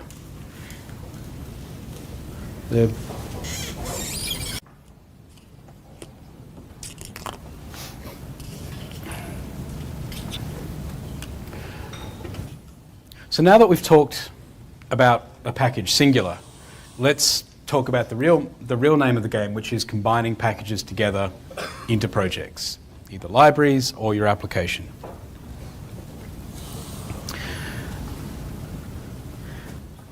I want to point out that I use the word project, but with Go 1.13 coming up and the use of Go modules, a module and a project are pretty interchangeable. Like a module has a very specific meaning. It is the thing defined by go.mod. A project is the name I give to a Git repository with some Go source code in it, which is pretty much how we think of a Go project. The same as a package, I argue to you that each project should have a clear purpose. Now, if your project is a library, like its goal should be to do one thing. Let's say if it's like XML parsing or logging, it shouldn't, like your logging library shouldn't also include an XML parser. And your XML parser shouldn't also include a JSON parser. Like you should be clear what your project does by giving it a common goal. And the reason I say this is that I really want to dissuade you from this idea of a common library. To just check my understanding, when I say a common library, I mean you have a project, it's been going on for some time, and you start a second project, and then someone has the idea that, oh, this functionality, we need to share it between them. And so very quickly you arrive at a library, not which does XML parsing or a logging library, but one that follows the same idea. It's common code we want to share behind it, but the only thing is this sharing. The purpose is ill-defined. It's just a bag of helpers and features. Have people come across that in projects they work on? 1, 2, come on. Yeah, it's a bit more like it. So for those who haven't, I'm going to say that you're lucky because I've also worked on projects like this. And there is not just the kind of common is a bad name for things. The more important thing is that the common repository, its evolution, is tied to its largest consumer. So if you have, in my example with when I worked on Juju at Canonical, we took most of the things we thought would be useful that we'd written in Juju, and we pulled them out into a common library, which meant that they were separate in separate repositories, but they were conceptually the same. Any change we needed to Juju, we had to change in the common library first, and then we used that functionality there. So the common library and its biggest consumer are tied closely. Now that means that the smaller consumers get the rough end of the stick. They're usually encouraged to put common helper code into this common library, but fundamentally they may have to wait for a long time for it to be upgraded, or worse, they may be force upgrade and be broken because the big project pulls them along. Now, this also became much more insidious when it became backports. Obviously, when I worked for Canonical, we had to maintain 4 different releases of every software, one for that we do the release every 6 months. So at any one time we had 4 versions of our product, the one that shipped in the 4 different versions of Ubuntu. This meant that we also had to have 4 different versions of the common library, obviously, because they're tied together. Now the problem there is to backport a fix into older versions of the product. That fix usually involves changing the common library, which means you need to upgrade. Like you land the fix into the common library, and you then make that new dependency the one you're going to use in the old version. And that generally tends to break things because as well as the one change that you needed in the common library, there's all the other things that have happened the last 18 months. So you end up having to backport in both your library and your project. And this kind of totally undid the notion of the utility of sharing this code, because every supported version of the product had also a version of the common library as well. They were clearly linked together. We just chosen to bifurcate them because we thought we were future-proofing ourselves. So my suggestion to you to work around these problems is don't have a common repository. If, for example, in our common it had everything from mock time through to testing helpers, every possible thing you can imagine. Each of those should be their own project. They should have their separate repository, version them independently. That means you can upgrade them, and when you need a fix to one of them, you are much smaller surface area you're changing.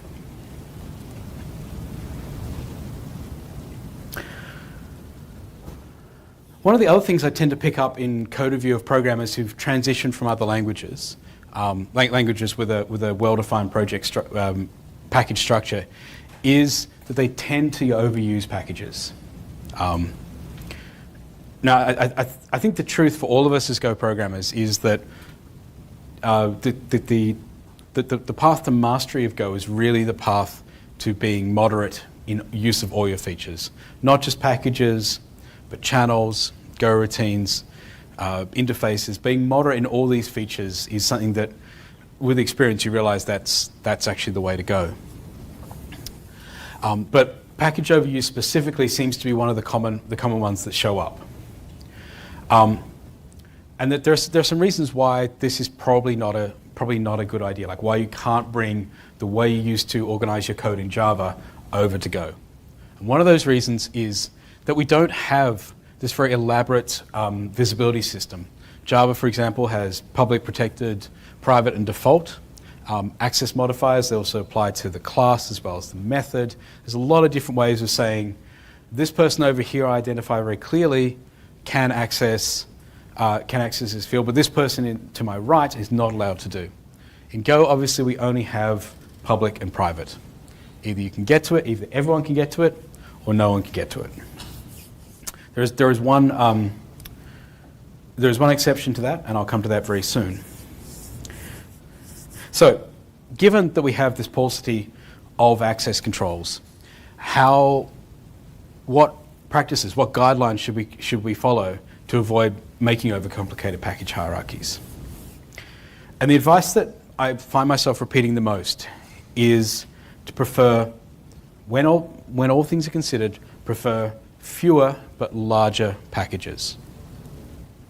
You saw an example earlier where I said we don't have a HTTP/client and a HTTP/server and a HTTP/common. The purpose of the HTTP package is to provide all things HTTP. So you bring all those together.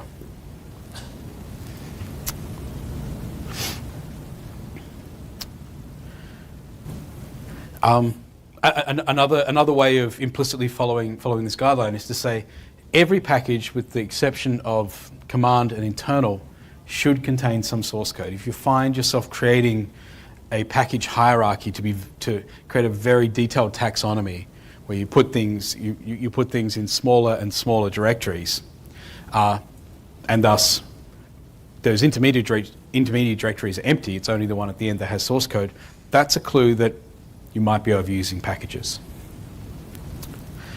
An example of this is the package directory, which seems to have kind of leaked out and infected other big Go projects. And it's really an aspect of history that was just incidental.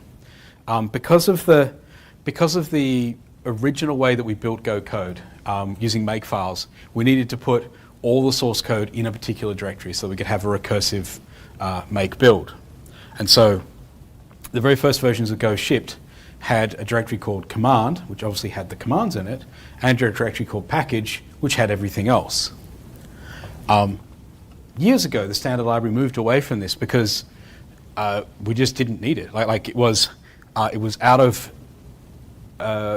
sync with how Go path worked. This was this weird oddity in Go root, had this extra /package in there. And also we didn't need it because the Go tool was much more effective at building code than recursive make. So my argument to you is that the package is just like putting I in front of interfaces, needless boilerplate. It adds nothing other than noise. And the replacement for that I'm going to talk about next, which is the internal directory. This advice, I've just reiterated that.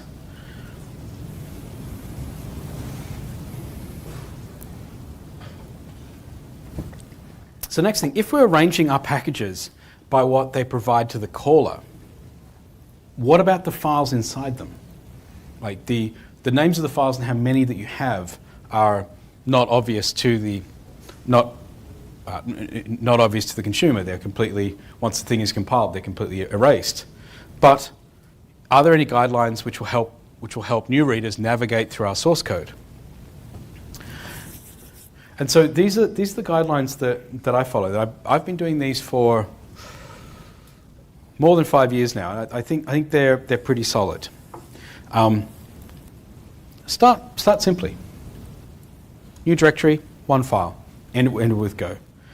Maybe give it the same name as the folder. Like that's a good default. Like if you chose a good package name, you don't need to overthink it and reinvest in making. Just reuse the package name as the name of the source code file.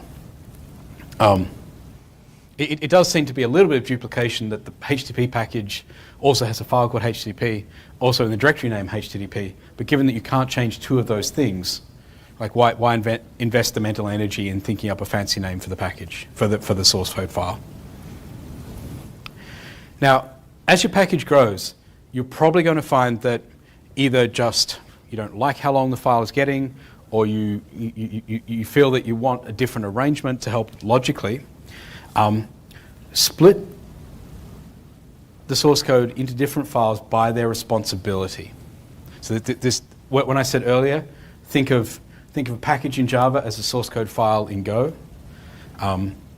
This is an implementation of that. So if you have a messages file, so this is for some kind of RPC protocol, messages.go contains things about requests and responses. Clients contains the kind of client code, and server contains the server type.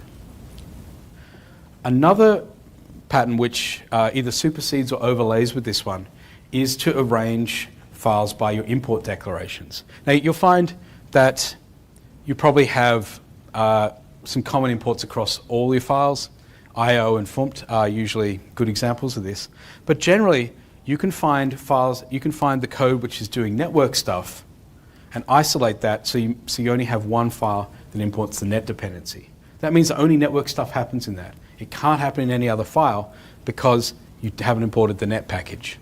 And similarly, if you have stuff that does parsing, perhaps decoding the messages from the response from the client to the server, you probably want to put those in a different file. So again, you split up the responsibility very simply by the imports in which they include, because they ultimately define what's going to happen inside that file. Nouns are a really good name for source code files. Files are, after all, containers for code, so they should be nouns. We call it. Container is a noun. Bookcase is a noun. The nouns are very good for source code. If you're concerned that splitting a file into many will affect your compile time, please don't worry about that.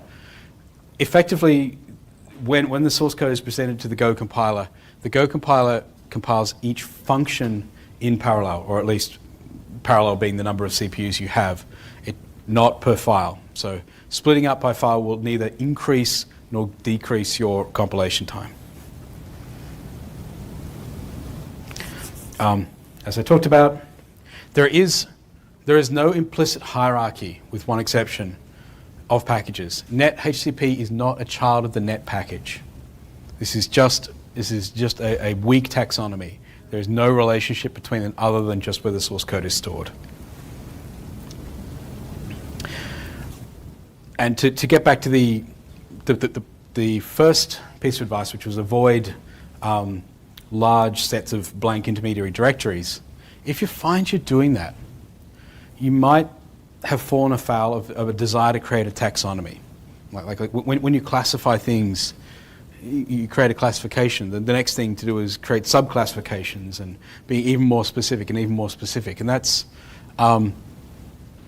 interesting work, but fundamentally not where the value lies. All you're going to do is just have longer import statements for no real value.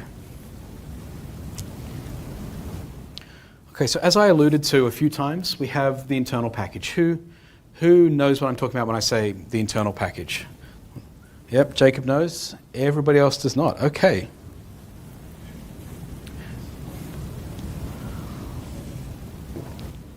So Go code as we understand it today. If it's public, anyone in the world can import it. Anyone can go get your package and depend on your little utility parsing function, four layers deep, that you never actually intended to be part of your public API. But given that we only have exported and unexported, Go doesn't appear to give us any way of saying, this is helper functionality only for my project, please don't depend on it. That's exactly what the internal directory is for. The Go tool recognizes this special folder name, not a package name. So it's not enough to call it package internal. The name of the folder or directory has to be internal. And this can be used to indicate code that is public to that part of your project, or usually your whole project, but is not public to the rest of the world. So it's a way of scoping the public symbols that you have and saying they're not part of my public API. You cannot depend on them. You cannot import them. To create an internal package, so-called, stick it inside a directory called internal. Who can import it then? Only direct ancestors. It's easier to show in text rather than to try and describe it. The rules are quite, it's a simple rule, but it's quite verbose. Simply, if we have ABC internal DEF, only code that is rooted at ABC and downwards from there can import ABC/internal anything. So ABG, DEF, all of those roots effectively represent other packages from other parts of GitHub, and they're not. The Go tool will not compile. It will not let you compile an import that you are not a direct sibling of. So what this means fundamentally is you can create internal packages with good descriptive names that provide a set of functionality, and you can also say that you can also limit who can depend on them. And that's super critical because everything in your public API is public. People will depend on it whether you ask them to or not. When the internal directory was being proposed, I argued strenuously that this should just be a convention. It shouldn't be it shouldn't be enforced by the Go compiler. It shouldn't. The Go tool shouldn't know anything about this. If somebody does this intentionally, it's right there in the name. You know, it's instead of internal, call it don't import. And if you import the thing called don't import, well then it's on you. I can categorically say that I was wrong. It has to be enforced because otherwise there is no way that you can avoid getting an issue on your GitHub repository 2 years after the fact saying someone like, I was using your internal hash function, you deleted it on me, man. You don't want to be in that position. You want, by default, everything that you publish in your package to be private. And you want to very selectively, when you choose, rather than the semantics of language, choosing to make it available to other people. I mean, publishing, if you have some code which has grown in an internal package, making it public is as simple as just moving it up one directory. That's all it takes. But that's a deliberate action that you take rather than letting it just kind of fall out of writing the code. Are there any, seeing as few people put up their hands about the internal package, are there any questions about that? I could probably show examples if you want. Yes? Sometimes I come across situations of circular dependency between packages. Mm-hmm, mm-hmm. So my question is, how is this situation handled in the standard library like net HTTP? They don't refer each other? Correct. The question is about circular dependencies, how to break them when they happen, and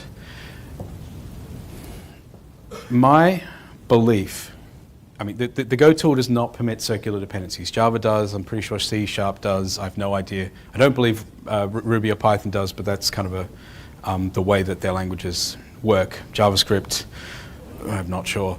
But to make the language simpler, to make the compilation easier, Go tool does not allow circular dependencies. Now, where do they come from, and why are you affected by them? My assertion to you is that circular dependencies come from having too many packages. When you get into the situation that A depends on B and B depends on A, your only solution is to create a third package and move the things that they need from each other into that one. And you've just made the problem worse. Now you have 3 packages where you're 2, and that problem balloons from there. Circular dependencies are a design issue. They're not a limitation in the language, they're a fundamental design issue. If I depend on, if I need to ask you for permission and you also need to ask me for permission, neither of us can get anything done. It's a design issue that shows up when the Go tool won't compile your source code. So we should talk more, but the simple answer to that is when people say, I have the circular dependency between these two, the instinctual response is, I can break this by just moving the code out. The real response is that you should look at the design and say, why are they so tightly coupled that they need to talk to each other? Why is the dependency tree bidirectional? It needs to be one direction. So it's a symptom of a design issue. But we'll talk later at the end. Because I know it's simple for me to say, oh, you just need to merge those 2 packages, but I'm making a very difficult situation seem simple. The last point is the last piece of advice is your package main, your command, your function, the thing that holds your main.main should do as little as possible. And this is because main.main is very special. Obviously, it's where the main entry point into, but it has a bunch of properties that make it especially very difficult to test, and at both a function level and a package level. For example, you cannot import package main. You cannot import it into another package. So you cannot use any of the functions in that main package. You might have some helpers for like checking errors or loading config files. You cannot reuse them anywhere else because main cannot be imported. A main package cannot be imported anywhere else. Also, main is effectively a singleton. There can only be one main function in a program. And you also can't call that main function from anywhere else, don't forget. It's lowercase m, so it's not public. You can't call it from anywhere else. And because it has this singleton behavior, there are a lot of assumptions that are just baked into it. The first one is that it will only be called at the start of your program.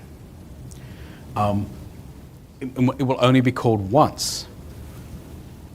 It makes it very hard to write tests for your main function or any code called directly from your main function in that package because of those first 2 rules. They only expect to be called once, and it can't be called from anywhere else. Main packages do a lot of other behavior which is implicit. This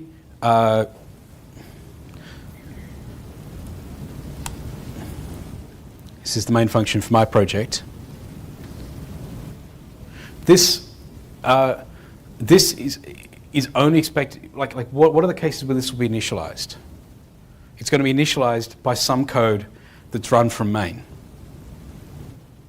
So that makes it super difficult to write a test about, because that initialization will only happen once, so I can have exactly one test case. That sucks. Main packages, either directly through the main function or through kind of helpers that they call, generally expect to parse command line flags, which are again a singleton.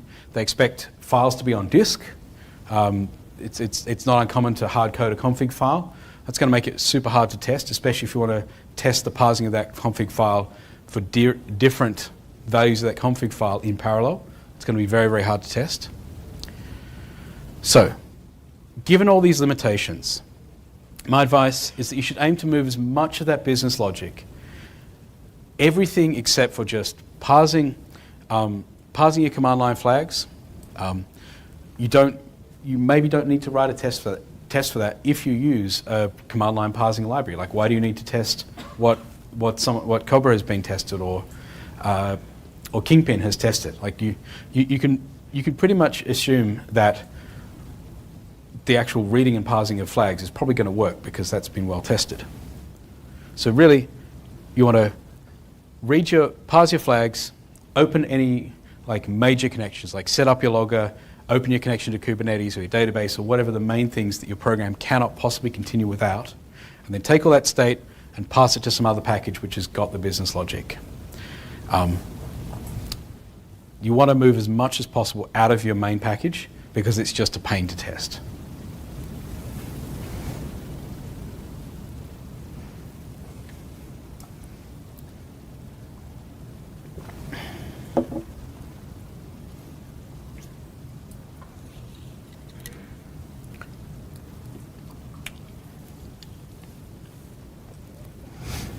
Okay, this isn't the last point, but it is the last area of design advice that we're going to talk about today. We're going to move on to some other aspects like error handling and testing next.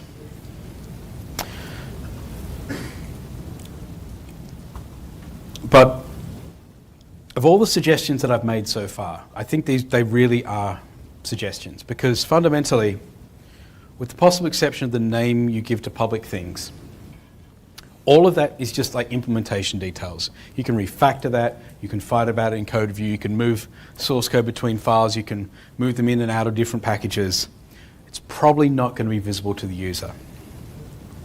But for me, when it comes to reviewing APIs, public APIs, this is where I put all my energy into the code review. We don't waste time talking about names or arguing about indentation or stuff like that.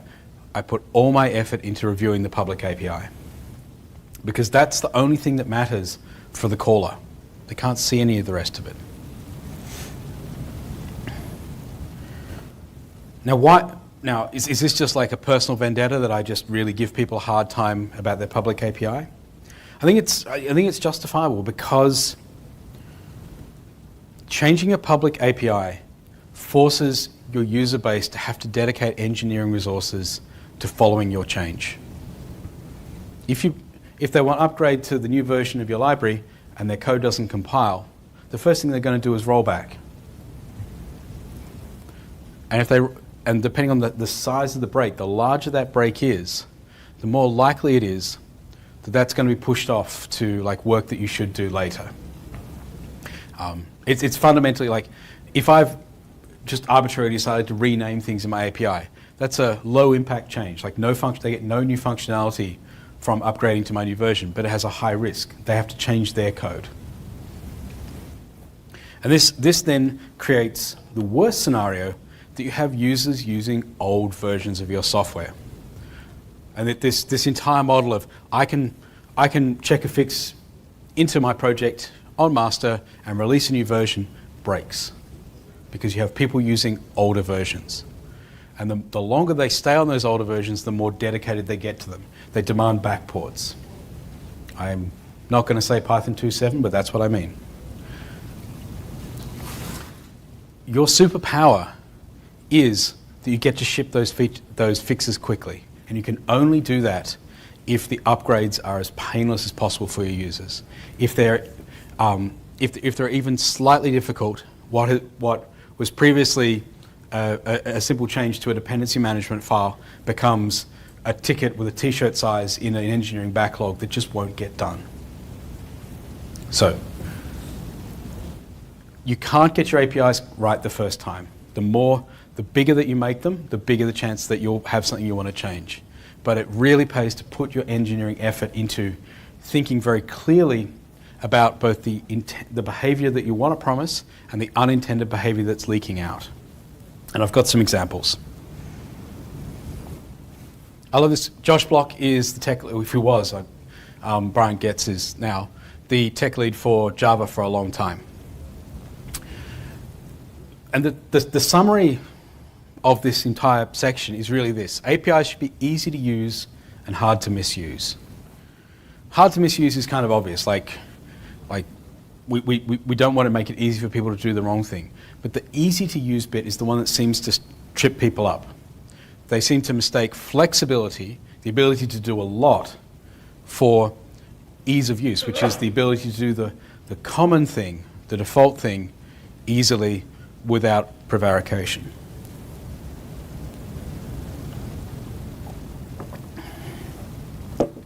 So here are some examples of how you can mess yourself up. Here are two functions. They're very short. They have very simple APIs. One is very easy to use. The other, you have a 50% chance of getting it right. What's the difference between these two functions? Well, obviously one tells you the maximum of two numbers. The other one copies files around. Now the thing about max is that if I say what is larger, $1 or $10, is exactly the same question as what is larger, $10 or $1. It's commutative. The order does not matter. So in that case, it's okay for those two parameters to be the same, because it doesn't matter if I ask, as I say, what is the maximum of 8 and 10? What's 10? What is the maximum of 10 and 8? It's also 10. Let's compare it to the copy file example. Can you tell which is the right way to do it?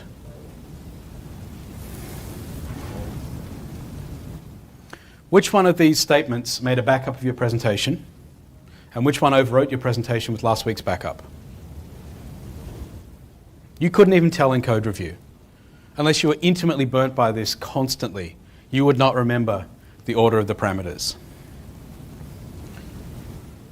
The usual way that it works in Go comes, ironically, from the way it works in assembly, which is the register closest to the instruction is the target. But like, who's going to remember that? So the problem here is not that it wasn't well documented, like they're called to and from. The problem is that the compiler cannot help you, and there's no way that a code reviewer can know without consulting the documentation, did you get these parameters right? I mean, the general advice is don't do this. Like, try very hard to avoid it. Just like long parameter lists are a design smell, like if you have 7, 8, 15 parameters to a method, you know you've made a mistake. But lists of any size of indistinct parameters are also a design smell. Just as an exercise, I tried to find some way to fix this, and that's basically by defining a new type called a source, and that has a copy to method. So because it's kind as a string, we can say source is this, and then source copy to destination. That's kind of a cute, fluent interface, but at least it prevents you from calling copy file incorrectly.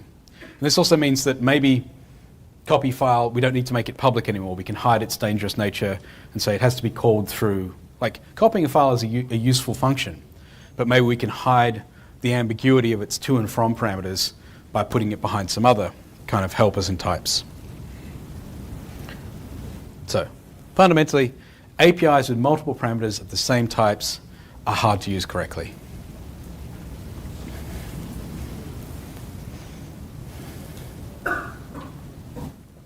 So in that example, all the parameters were required.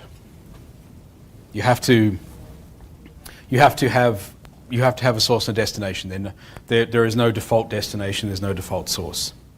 But most APIs are targeted towards a range of callers. People who want from the most common behavior, which is the way that they're most commonly invoked, through to the most specialized behavior.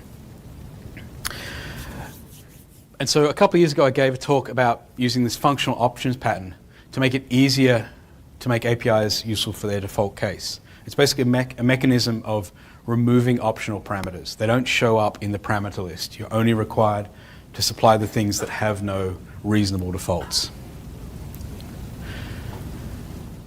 But the underlying message from that talk was that you shouldn't require callers to give you parameters that they either don't know or don't care about. So many APIs, public APIs I read, require you to pass in a variable which is only used in uncommon cases. And all the places you see it copied, that'll just be a 0 or something like that. So because you need to supply that parameter, the users have guessed. They're like, well, I don't know what it is, so what is like a reasonable default? Well, 0? Okay, 0, work, that's fine, okay, we're going on. And the thing is, because they're guessing, if they're lucky, it has no impact. Like if they guessed right, it has no impact. If later on, that parameter which they thought was unimportant suddenly becomes very, very important, they're now explicitly saying 0, zero might be don't copy anything. So they can't tell because the behavior of the method has changed and the signature stayed the same. So you can read the talk there, watch it there. I'm not going to reiterate it there, but the takeaway is this is the thing that I pick up on in design reviews the most.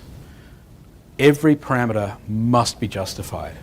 Like they really have to pay for themselves many, many times over. If you have a parameter which is optional, I will push the author to make a second type of function call, with such and such parameter, with such and such parameter. Because if that is the unusual case, like if most of the time you want the default behavior, then save the name, like the short name of this function with the default behavior and the least number of parameters for the one that they expect. If occasionally you have to pass it with an extra style or pass it with a formatting parameter or pass it with the width, call it function with width, and that has the extra parameter. Under the hood, they probably dispatch to a private method which does all the stuff, but you don't expose that complexity to the user directly. So let's give an example. And as I said, I usually use examples from the standard library mainly because to the most extent they're blameless. Many people have touched this code, many people have reviewed it. It's not a personal statement on any engineer. The HTTP package is tremendously successful, and the successes mean that it has grown via a process of extension and accretion over time, and that makes it really good for these case studies of what happens to packages over time as they grow.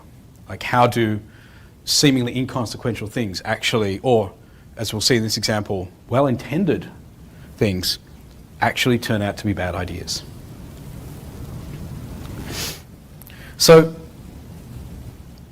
how many people know this listen and serve method? You've probably called it, like Hello World on HTTP examples. You call net.listen and serve, you give it some address, :8080, and you either pass nil for the default handler or you pass in your own handler. You can write a Hello World that publishes on the web in a few minutes.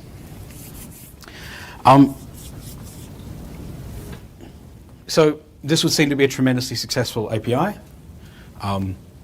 You can write a Hello World in 4 or 5 lines.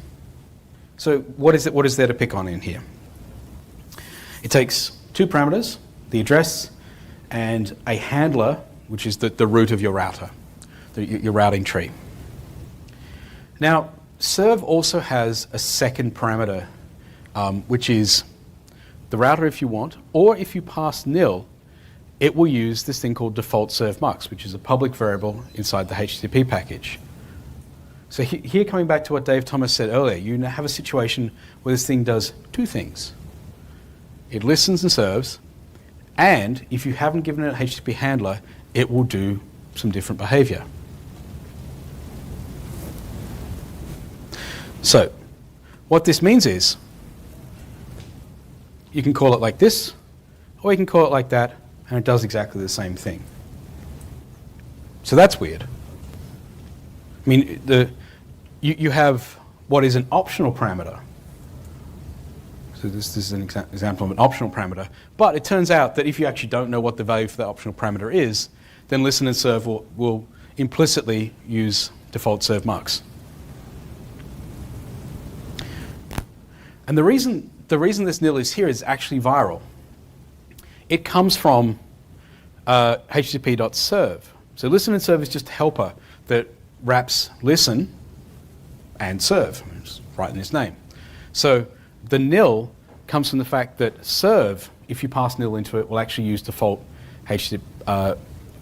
default serve mux. But you might be forgiven for thinking, well, I can pass nil in the right parameter, so why can't I pass nil in the left parameter? Like nil means in the second position means use the default. But if I pass nil in the left position, it panics. fact, it just gives you an ugly panic. So the problem is that we kind of suggested, and many of the examples that you see online say nil goes in the left-hand column. So you could be forgiven for thinking, well, nil means default. I just want you to listen on localhost. I guess that's the default. Pass nil for that. So the takeaway is, don't mix nil and non-nilable parameters in the function signature. I mean, I'm going to argue later, don't ever pass nil at all. But certainly, if some of the parameters permit nil and others don't mix them together. Either everything allows a nil or nothing does. Now, what the author of Listen and Serve was trying to do is make your life easier. Like these 8 lines that you have to remember, I mean, there are more than, there's more than just typing them in. You have to know it's TCP. You have to know the value of that. Listen, you need to pass the word TCP to it. You need to remember to close the listener.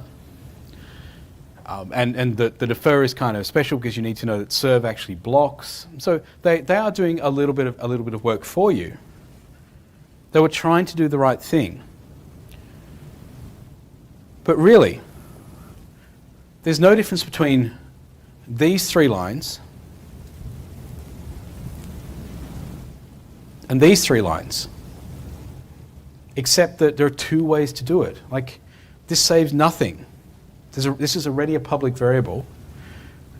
The nil just encourages people to say, I don't know what that value should be. Let's try nil.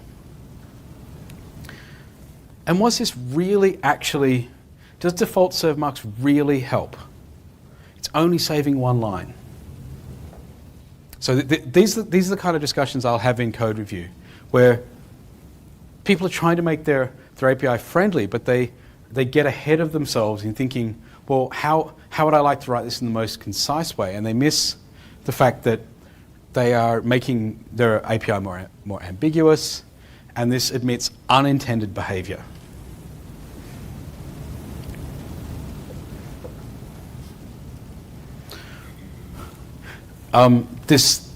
Yes? Yeah? So what if your argument is a interface type? So that's by default we would. Correct. Yeah. So the question is, what if your argument is is an interface type? Well, nil kind of satisfies by that. It's more. This is probably perhaps poorly worded.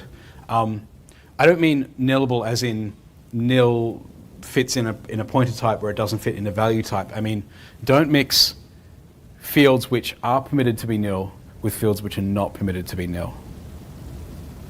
But I'm going to argue strenuously, just don't ever pass nil for a parameter. It's just always the wrong answer.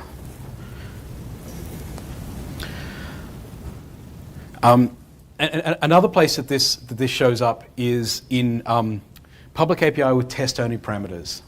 These are things like if your thing does something with the network, or if your thing like writes to a database, it's tempting to have a parameter to say, don't actually touch the database. So there'll be like somewhere in there some kind of parameter like false, or read only or something like that. That is really only used in a test context. If that's the case, take that function, make it private, and have 2 callers. One which passes the please rewrite in the main code, and in the test function have a different version of it that passes false. So if there's something about your API that makes it hard to mock your downstream dependency, and you actually have to have a kind of safeguard inside the code itself to say, please don't actually commit these transactions while I'm trying to run my tests because that'll mess up my fixtures. Don't expose that to your users in any way. And you'll see those. You'll see these show up really, really easily, because all of the invocations of a particular API in in your real code will have one value for that magic don't write parameter, and in your tests it'll always have a different one. The value of that magic parameter that says please don't write this data back to the database, or please read. Think of doing mirror traffic. You want to read the request and process it, but you don't want to send the response back because the main server's actually done that. You can easily spot those in your test code because In the tests, it's always in one direction, and in the main code, it's always in the opposite direction. So that's a real smell of parameters which affect the testing that should never be exposed to the user. Another one that shows up a lot is when you need to pass several of things. This is a semi-made up example, but it's based on code that we worked on that did a lot of interactions with cloud APIs, and they always have lists of VMs to read or write or things like that. The thing is, while this will shut down n VMs in a single call, almost all the time it was called in code, and especially in the test code, we only ever passed one. So that meant that we had to, for that single value that we had to wrap it in a slice just so we could pass it through the interface, or pass it through the function parameter. And the second thing is that because this is a slice, and you can pass nil or an empty slice, that gives you an extra thing you have to test. What if someone calls shutdown VM with no VMs? You can easily write the code to deal with that, but it's another unintended consequence of exposing that API. I'll give you another example that I was recently working on.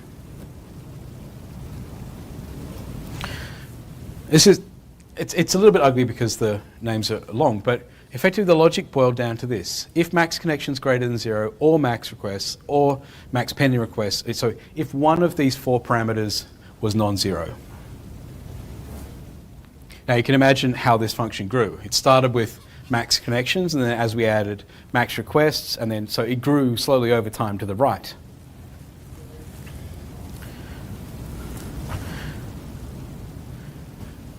And it also doesn't really tell us what we're doing. I mean, these are relatively well named. So a reading of this, like you read it 2 or 3 times, you're like, oh, it's the individual logic is not important. Like the values of max requests or max connections are not important. It's simply the fact that one of them is positive.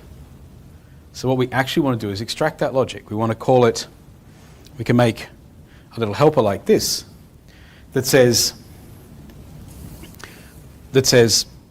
if any of these values, and we just range over them, is greater than 0, then we say yes, one of them is positive. And we can refactor the function like this. It's still a bit long. I mean, maybe you could break it into multiple lines or something like that. But it's a little bit clearer, like it reads like English. If any of these are positive, then do this behavior.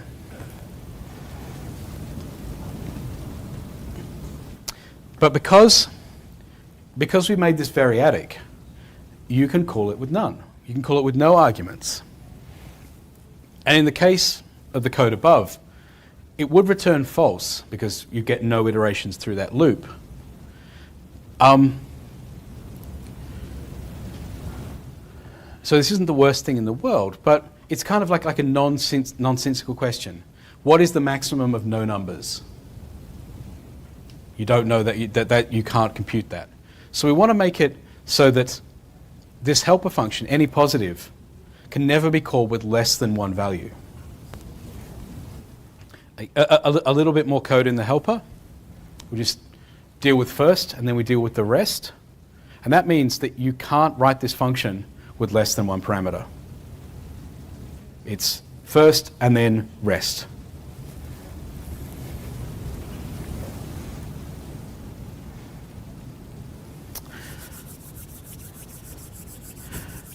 The next one goes to, I talked a lot about defining behavior in terms of interfaces, and this is an example of it. Let's say we've been given a task so we have this document, who knows what kind of document it is, but we've been given the task to write itself to disk. So we want to serialize the document to disk. And so I sit down in my editor and I come up with this. I say, we add a method called save, and you pass in the file you want it to save to. Okay, that gets the job done, but it presents a set of problems. The first one is that the signature of save must go to a file, because that's the only thing that can be an os.file. You can, if you're very, very clever, get a Unix path, but realistically, the first thing that's going to happen is someone say, well, can I write this to the network? Or can I keep this, can I write this out to memory because I want to test it? Because of that, save is really difficult to test, because to validate that its operation worked, you have to poop a file out on disk. So you have to create a temporary file, pass it to save, call save, and then read the file back and compare it to what you wanted. Sorry, I won't say it's going to poop a file anymore. Sorry, Jacob. So that's just annoying, that you have to create temporary files and you have to make sure they're cleaned up and you have to make sure that they're not written concurrently and all those things. But moreover, os.file has a lot of methods that aren't really relevant to save. Like it's the representation of a Unix file descriptor. So it can do things like, you can ask it, is this file a symlink? Or if this file represents a directory, give me the directory entries. And these are not things that save should be responsible for doing or actually capable of doing. So what is the go way to kind of solve this? We can change the signature of save to be an interface. And this solves both of those problems. The first thing, that rather than passing a concrete file, we say, you must pass me something that is a read-write closer, which is the relevant things that filey things can do.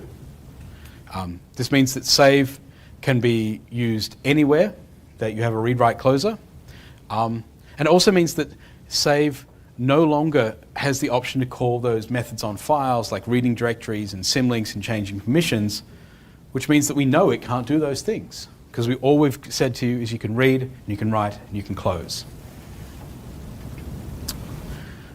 Now, if we take this idea further, well, why does save need to read? Like if save was verifying the file that it wrote out, it might do that, but then it's not really, it shouldn't be called save. It should be called save and verify or something like that. So we can keep restricting the scope of save down by removing things from the interface that we give it. We take off the permission to read, and therefore we guarantee that it can't read what it just wrote, because it shouldn't need to. That should be a different function.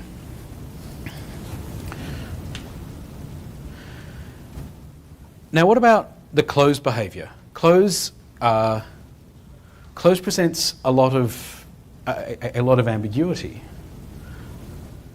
because if we're saying save has the ability to close the thing we passed into it, the next question is, well, when is it going to do that? That's something that you can only really specify in documentation. You might have to say it's very complicated logic of save will close the file unless there was an error or blah, blah, blah.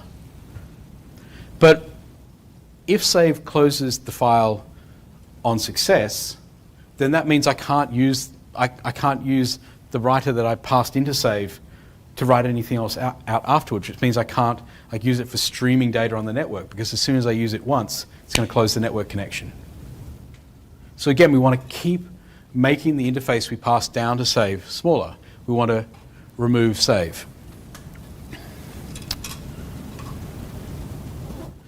We could do a bunch of shenanigans with an interface. Like we could create a kind of no-op closer that when you call close, it doesn't actually close.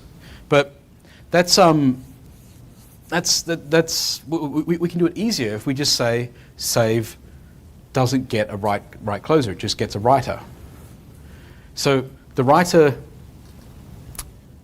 we now know that save can do nothing but just write data to this stream. It doesn't know anything about where that stream is. It could be a network, it could be a bytes buffer, it could be a file, it could be anywhere. And so by applying what turns out to be the interface segregation principle, we've made a function that's the most specific in what it wants to do. It only gets to write things. It says it right there in the method. It can't do anything else but write. Also, it's the most general. It can write to anything. And then once we've done this analysis, maybe it turns out that save isn't the right name. Maybe it should be write to. I don't know. That's just a throwaway thought, that now it's not save to file. It's actually write to writer. Maybe maybe that's a better name.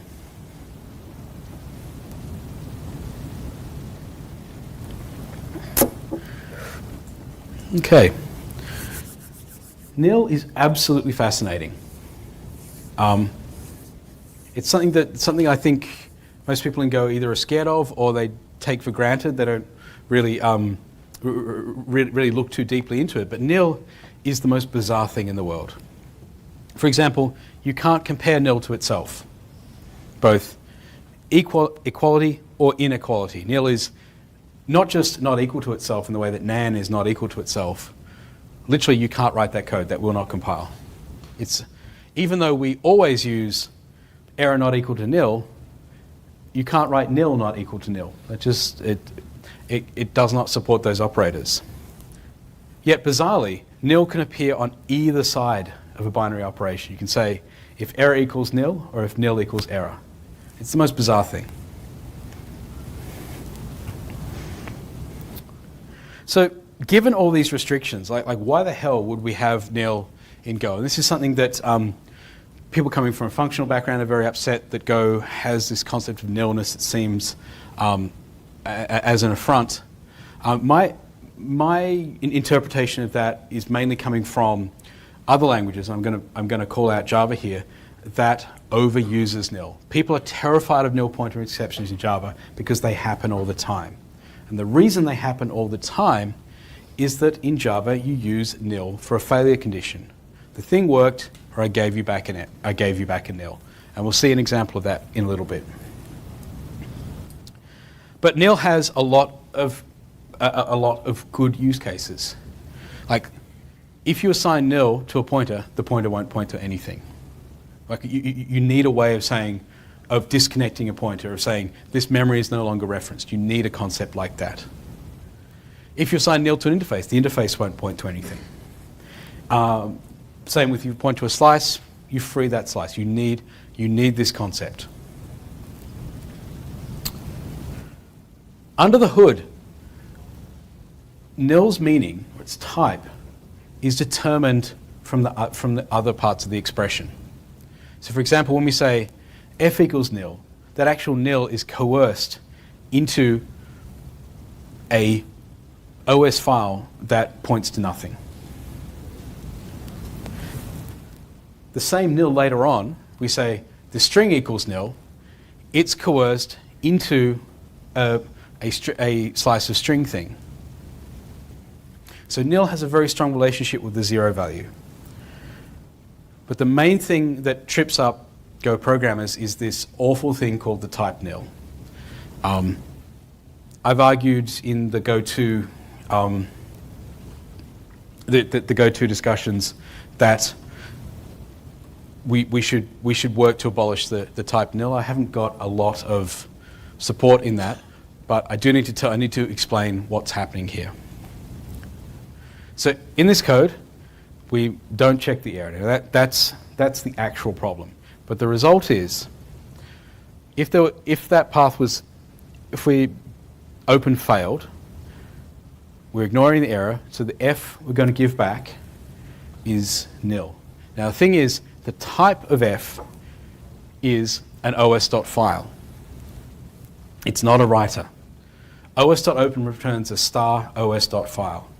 So that's going to be a nil os file.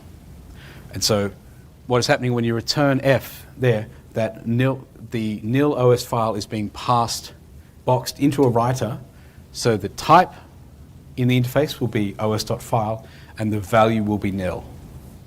And this is where it all goes terribly wrong, because nil is a nil type and a nil pointer, and f is a os.file type and a nil pointer. You can see just by that explanation, they're not the same. Do I have an example there? I don't have an example there. But the trick there is, if you have a concrete type, say, I should probably actually rewrite that to be better. In fact, let me rewrite it and you'll see exactly what I mean.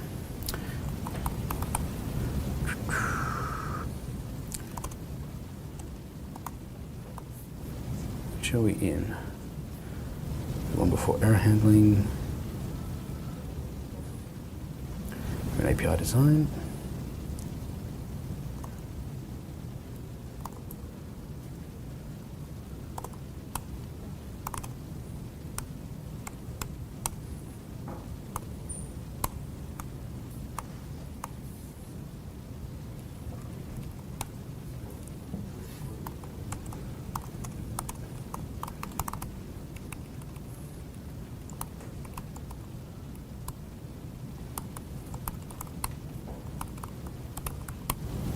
Yes, I know someone else has got it open. I don't care.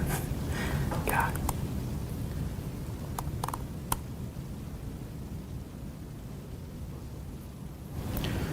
My control master, my socket's gone to bed.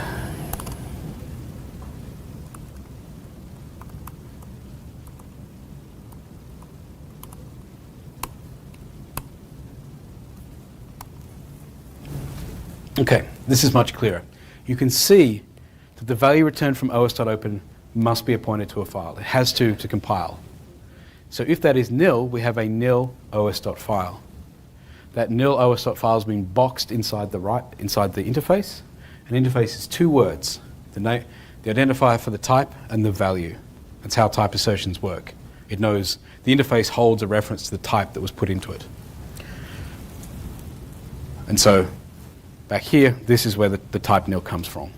And the simple answer to that is, if you're ever in that situation, you mustn't return the value of f in the error condition. You must always return explicitly nil. I should have a better error for that. I'll do an example at the end of this. I think I might actually have some better ones down here.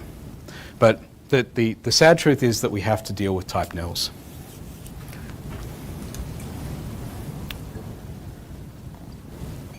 Okay, we have two sections left.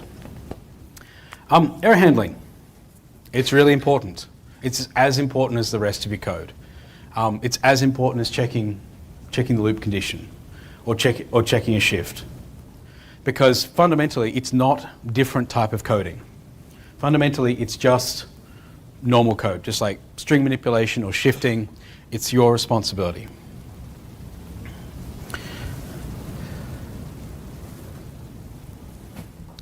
Why doesn't Go have exceptions? Exceptions obfuscate control flow. They're non-local return. When an exception happens, you can jump out of many stack frames in one go. So they give you a different way of the CPU moving through the code. Reliable software cannot be written with unchecked exceptions. I make this statement because we have C++. In C++, you can have, if you watch any of the C++ conference talks, someone like Herb Sutter will get up on stage and he'll have just a simple thing like adding two strings together, like, A plus B. He'll look at the audience and he'll say, is this code safe? It's adding two strings together. And it turns out that no, because a custom implementation of a string could throw an exception in an uncaught copy constructor, all this nonsense in C++. Because exceptions are not required to be declared.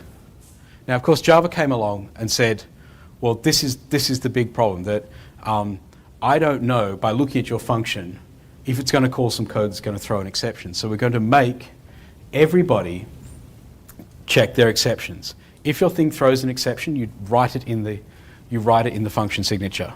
Therefore, everybody knows that, and you're forced to check it. The problem with that is that had terrible implications for interfaces when they came along. You either have, if you implement an interface that has a throws clause in it, then you have to, you can both only use exceptions of the type that it says it throws, and you must only use exceptions of the type that it throws. The opposite is the collections types, which do not throw in exceptions. Therefore, the compiler says, these collections using them, like an iterator or an iterator or a range object, does not throw an exception, which is great, except if you want to create an iterator over something like JSON data reading from a network, which could have a problem. So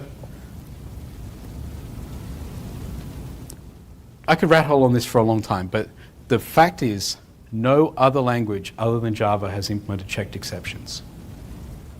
I believe this to be true. Now, given that everyone usually agrees that unchecked exceptions are bad because you don't know if any code is going to call them, and nobody else has tried to use checked exceptions because of the problems that Java had with them, I defy you to come up with a reasonable way for how exceptions can be used. They sound great on paper, but 25 years of practice in 3 different programming languages have shown that they're not. Now, in Go, we don't use exceptions. We have error values. We take advantage of the fact that we have multiple returns. This is a thing which, in the world of compiled languages, I would say around the time that Go was out, was almost unique. You have tuples and things like that in Python, but because of most of the history of most of the compiled languages going back to C, which returned a value in the AX register, just a single register was part of the calling convention, almost all languages had only one return value. Now in Go, we have multiple returns, and so we have the facility to pass back a thing and an error value when necessary. I just want to talk a little bit about panic and recover and just kind of how weird they are, because some people look at panic and say, well, that's just try and catch with just different names. But the panic and recover are so specialized and so weird, they're off in their own corner. So recover can only be used, like you can call panic anywhere you want. It does one thing, it causes your program to attempt to unconditionally exit. It's fair enough, you can use panic anywhere you want, it's a normal statement. But recover, you can only write recover in one place. You can only write recover inside a defer block. The compiler will not let you use that word anywhere else.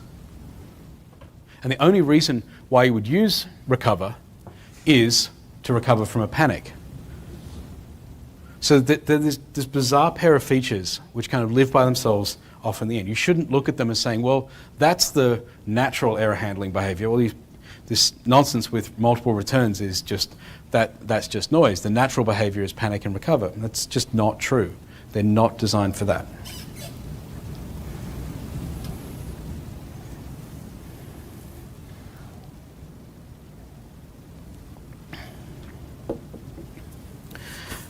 A couple of years ago, Joe Tsai talked at GopherCon about this idea known as Hiram's Law, which is named after an ex-Googler called Hiram Wright, who noted that with a large enough user bases of your API, they will eventually come to depend on every possible aspect of that API, whether you intend it or not. And we've definitely seen that play out in Go over the last 10 years. And one of the ways that you can really blow yourself up on this when it comes to error handling is being too specific about the error you're going to return. So error is just an interface, but interfaces, every value that implements an interface has a type. So the first thing you can do is you can say, is this a specific kind of error? Seems natural. Like you have a very generic interface, error interface, and you can type assert and say, is this a network error or a URL error? You can kind of try and look into it and say, I think you're going to give me one of these. And this is what happened. This is what happened in issue 2886. HTTP.get says in its documentation that you will return, it will always return types of URL error, net.url error, HTTP.url. Actually, I'm just going to open it. If I can find my cursor.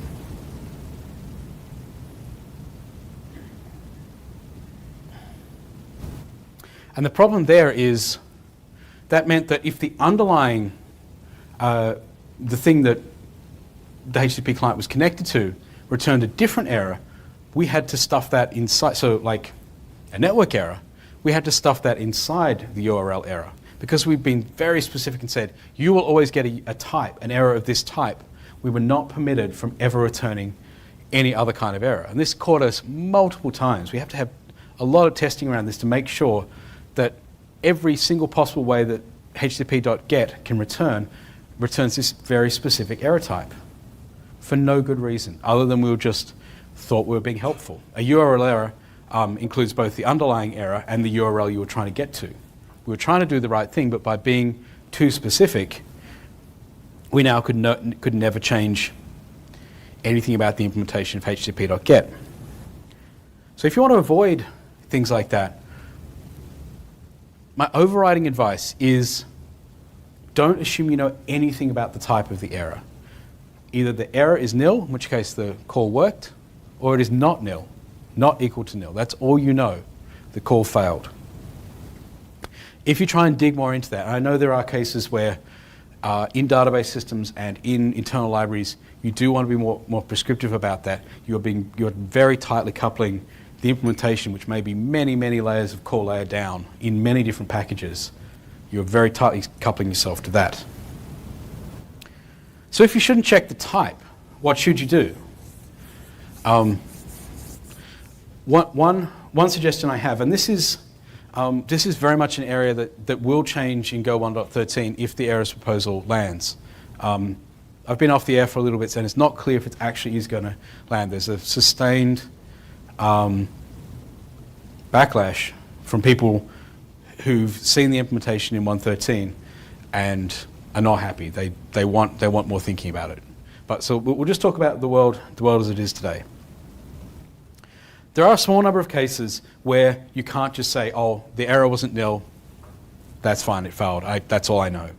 There are a few cases where you need to you need to know a little bit more. And one of those, for example, would be, is this a temporary error? Like my client API is trying to call yours, the cloud was down for a nanosecond, the call failed. You need some way of saying, is this a temporary failure? Like if I just try again, is that okay? Or is this a permanent failure? Now, whether you actually implement that at the edge of your behavior or as some kind of intermediary, like kind of retryable library in the middle, something still wants to check, was that a temporary error? And the suggestion that I have is communicate properties of your errors, not with the type, but with additional behaviors that they implement. For example, the net.error type has a function called timeout, which returns true if the error occurred because the other end timed out. And because of that, we can construct an interface inline and say, the error I was given, has someone put a timeout method on it? If it is, then we'll ask the timeout method, were you actually the timeout? And this means that you don't need to specify that the only thing passed into is timeout will be net.errors. Anything which has a timeout behavior on it can do. Now, this might seem quite short-sighted because you're saying, well, what are the possible range of type of behaviors? Timeout, retryable error, like many. There could be many possible behaviors to describe by this. But in practice, when we actually survey the Go code base, timeout and temporary cover almost the majority of the set. Like when you're saying an error happened, but is it okay to try again? These two seem to suffice. So if you do declare your own error types, and this is not for every single possible package that you do, if it is temporary, stick a kind of a temporary method on there, and then you can write a helper where you need to check, and that's usually at the top of your Go routine, was that a temporary error? And you know nothing about the type that's actually being used, you're just communicating via an interface. And I think, okay, there are two more here, but this comes back to what I opened with, that using nil to indicate an error is a big design smell. Now let's give some background here. When Go programmers discover that you can call a method on a nil receiver, it generally blows their mind, because they're used to Java with a virtual method with a vtable pointer. C++ with a table pointer, with Java where you can't call a method on a nil reference. But in Go,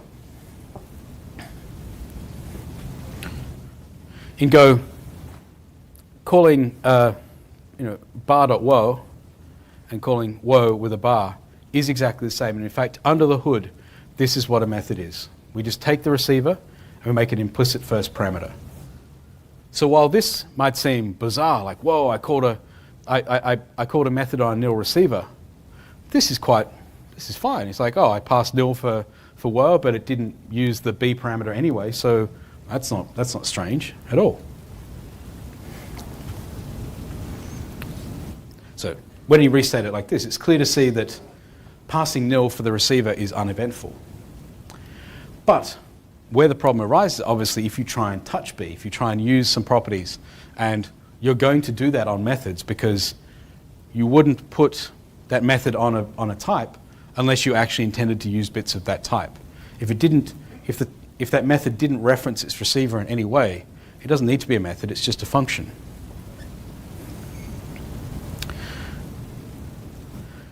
And this is where people become unnerved, because it's going to panic on this line, and it's going to say that the problem was here. Look, B was nil, that's why I crashed. But the actual programming error was here.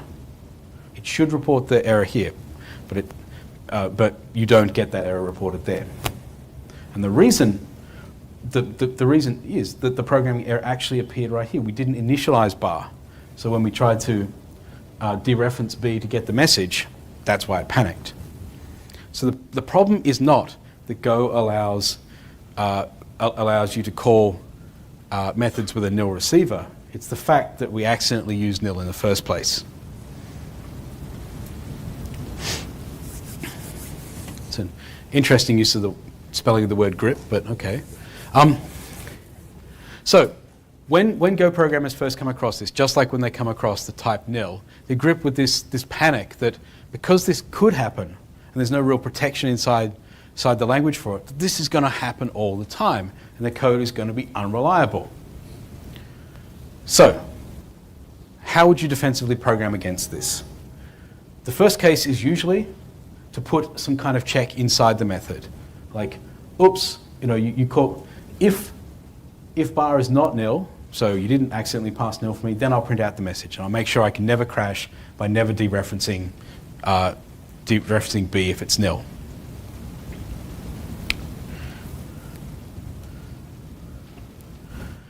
But the real solution is to realize that that check should happen before you call that thing. And I'm going to make a case. I'm going to make a case for why. And it's to do with when you're inside that method or you've been passed a nil receiver, what really are your choices? Well, the first one is if B is nil and we don't want to continue execution, we can panic and say, B is nil, you shouldn't have called me with a nil receiver. But given that dereferencing that field anyway is going to panic anyway, apart from having a little more control over the panic message, this is just needless ceremony. It's neither defensive programming, because you still panic, nor is it really adding anything. So what about if we said, well, this is Go, we have multiple returns. If there's an error, like if we say that this is not a panic-worthy condition, this is just a programming error. So we say if B equals nil, then we're going to return an error saying, hey, you called me with a nil B.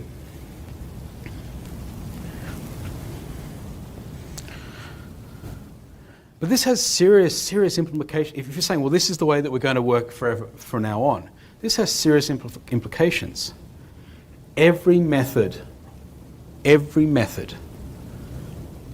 has to return an error, just so that you could potentially report to the caller, whoops, you called me with nil. Every caller has to check that error after every single method. You think people complain about Go's error handling now? Just wait till you have to check on every single method. Clearly that's not workable. Worse, every interface you define will have to include an error parameter so that any implementation can do this behavior. And the opposite is that there are a bunch of interfaces already defined and already in use in the standard Go library which don't have this error parameter. So what are you going to do then? Are you going to be selective about when you check, or are you just not going to use those interfaces? This is not an answer. It's not practical.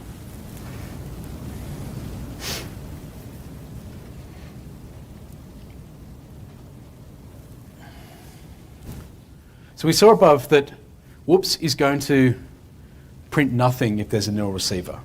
It's only going to execute, it's going to do a precondition, it's going to check. It's going to check, is my receiver correct? Okay, then it's okay, I can go and dereference message. So it's going to use that guard clause that we talked about earlier. And argue to this is perhaps the worst choice of all. If the other two weren't bad enough, this is the worst choice, because the operation will silently do nothing. Now imagine trying to debug a complex failure when just bits of your application don't run because you have nils leaking in places. So given there's a reasonable way for a method to execute against being called on a nil receiver, my case to you is just don't try. Because that's not actually the problem. The problem is where that nil came from. Don't try and fix it after the fact. It came from not checking an error. In the last 6 years of programming Go every day, this is ultimately where all those nils come from, not checking the error. And the good news is we have great tools for that. All the linters will check if you don't check and handle an error. All you need to do is pass your code through GoToolVet, and you'll never have this problem. And equally, you shouldn't write your method, your functions or anything to return nil as some kind of signifier for, to return nil to say, oh, an error happened. The most classic one in Java is strings.substring. If you ask for a substring that's out of range, like say you have a very small string and you're after the one 5 characters to the right, it returns nil. So you have this nil which is silently leaking around your code base until someone touches it. The good news is that we just don't have that in Go. For the simple case of, well, strings can't be nil for a start. And the second one is that we have multiple return values. And this eliminates the need to use nil as a, oh, something bad happened sentinel. So, the bottom line, don't check for nil receiver, get good test coverage, use your vet and lint tools, and you just won't have that problem. And so the last one I'll talk about, and I will go quicker because I've spent a long time on that. The error handling strategy we have is using the error interface, not panic. Because panic is not an appropriate type of control flow. There are 2 or 3 cases inside the standard library where panic is used, and none of them are for errors. They are to simulate non-local control. In the JSON encoding package, because it's a recursive thing, they use panic to quickly leave all those stack frames. I doubt anyone would write it like that these days, but that's how it was written. And so the only cases inside the standard library where panic and recovery are used like that are to simulate non-local return.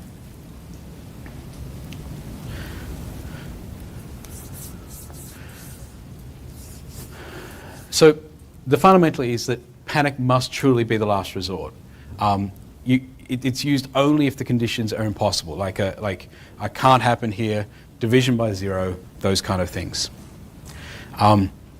Worse than panic in your own code is a panic from a library. Nothing is going to be worse for the Go ecosystem than if people start to think other library code, I need to protect against it, kind of panicking happily by wrapping it all in a recover. Another thing is that panic unwinds the stack in which it happens. You can't recover it from a different stack, and so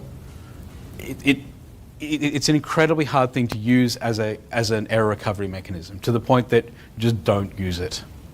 Like use error values. And a sneaky way that panics actually sneak in is the log package has fatal and panic. Now panic is obvious, but fatal is less obvious. Fatal just prints out a message and then calls panic. In my opinion, there is no reason for a logging package to be able to crash your package. It just shouldn't be there. They're just a mistake.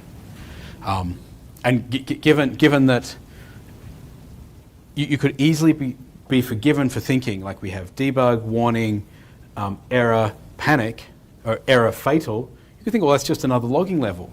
Except this one line can crash any Go program in the world. Okay, whoa, okay, that's all right. Yes, okay, we've got half an hour left, and I'm going to give some examples here. All right, so we spent an awful lot about talking about how to handle errors, what's the right way to do it, how to inspect them, but the best thing about error handling is just not having to do it in the first place. And so these are two examples of, inspired by John Osterhal's book, about how he calls it define errors out of existence. So in these ones, we're going to look at 2 bits of code, and we're going to just make it so you don't have to check the error. Not by ignoring it, but just making it so there is no error.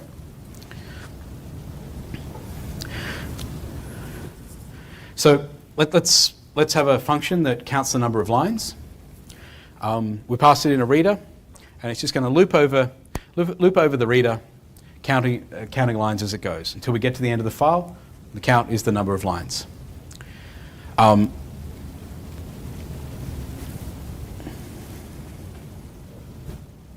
least that's the code that we want to write. But the error handling isn't correct in this code. There are a bunch of problems. For example, we increment the count of lines before checking the error. That looks weird. Why would we do that? Like every single other place in Go, with the exception of the read type methods, we check the error first and then we don't touch the other values. Why do we do it this way? The reason is, how do we count a file that doesn't have a trailing new line?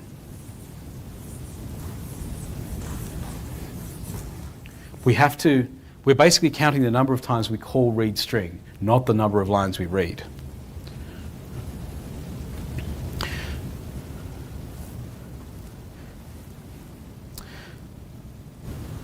I think there's an example missing there.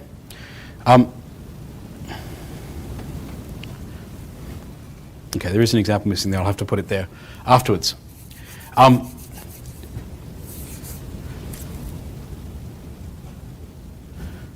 Now, in Ross's errors proposal last year, he made a good case that in most of the cases, error handling can obscure the operation of the file. This is the code that we want to write.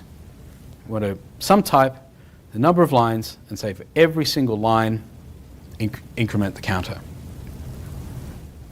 And so the simple fix to this was not to somehow improve the error handling or come up with clever handling. It was to use a better type. And this is the whole reason why read string are discouraged, because they're just too hard to use. We have the scanner, and the scanner works as we expected. The scan method returns true if it has matched a line of text and not encountered an error.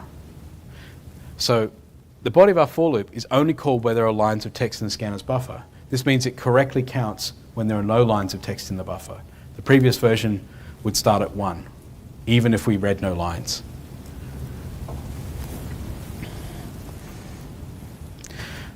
But more germane to this discussion is scan returns false once an error is encountered. So we don't need to check the error every single time we read the line. That's abstracted away, hidden inside the scanner. If you want to get the error back out, we just need to check it once using the sc.error method. And sc.error nicely handles turning EOF that's expected when you get to the end of a file into a nil, so that we don't even need, so that we can clearly handle that. We don't even need to check what sc.error is if the file ended as expected, not we hit some kind of IO error or ran out of disk space. we just get the nil as we expect.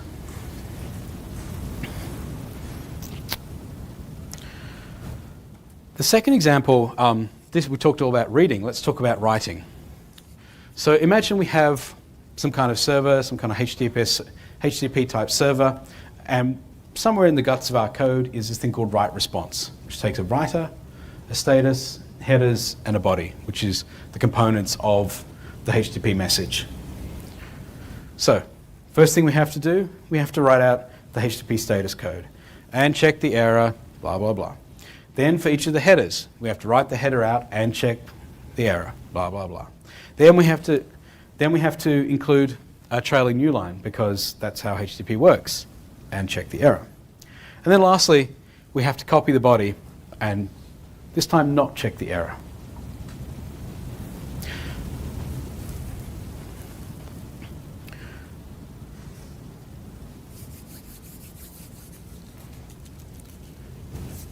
So the thing is that not only is there a lot of repetitive error checking in there, every single error check was slightly different. Let's have a quick look at them again.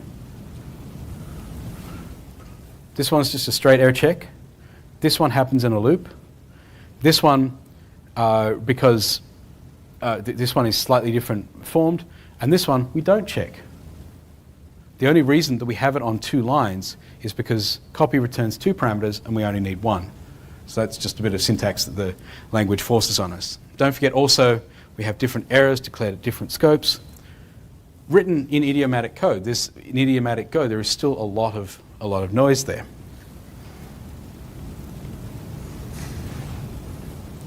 So, how can we make this better? We can just put a little type in the middle of it. We have this thing called an error writer, and this is derived from a blog post on the Go blog, which uses a similar type and a slightly different example. So error writer is an encapsulation over a writer, and it keeps an error. And so anywhere where we use like the regular IO writer, we can substitute R writer, which if there's no, if a previous write through this error writer had failed, we just return the error. If not, we attempt the write to the underlying writer, keep that error, and continue on. That's the important thing. We never return an error from this writer because we never want, even though our code can now just ignore the error, if this writer was then passed to something else, we don't want it used. Imagine if this writer was somewhere in the chain of a gzip and a JSON encoder and something else like that. It still has to fulfill the writer contract. So even though we're kind of memoizing the error, we still have to fulfill the contract. But look how this dries up the write response method. We just construct our writer over the one we were given, and then we literally get to write the code that we want. Use fprintf to print the status message. Iterate over each of the headers. Write the additional RNN. Copy the body. We don't even need to care about the response from copy, and then because that's captured inside the error writer, and then finally return error writer.error. So this is my interpretation of Osterhalt's comment of define errors out of existence. We haven't just said we're not checking the errors. We've changed the way that the code, usually by inserting or choosing a better type. That means we just have to check less often. And that means that there's less error handling code to fill up what is very prescriptive business logic here. Like this is the form of the HTTP message. You have to be very specific there. Yes? How do you feel about iterating through headers even if there was an error before? Well, the thing is, if there was an error, this is going to be a no-op. Yeah. It'll It's an iteration. Yeah, you'll potentially, if there was an underlying error writing the first thing, you're spending a little bit more time.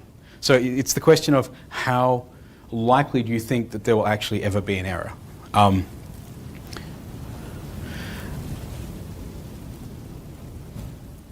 making the argument that errors occur, but as a percentage are relatively infrequent. like the total time, like if you've got a busy web server, the total time spending sending responses to the other side that is disconnected is going to be non-zero. But of the total number of, like if you're only handling a few responses, the microseconds to make a few no-op calls is trivial.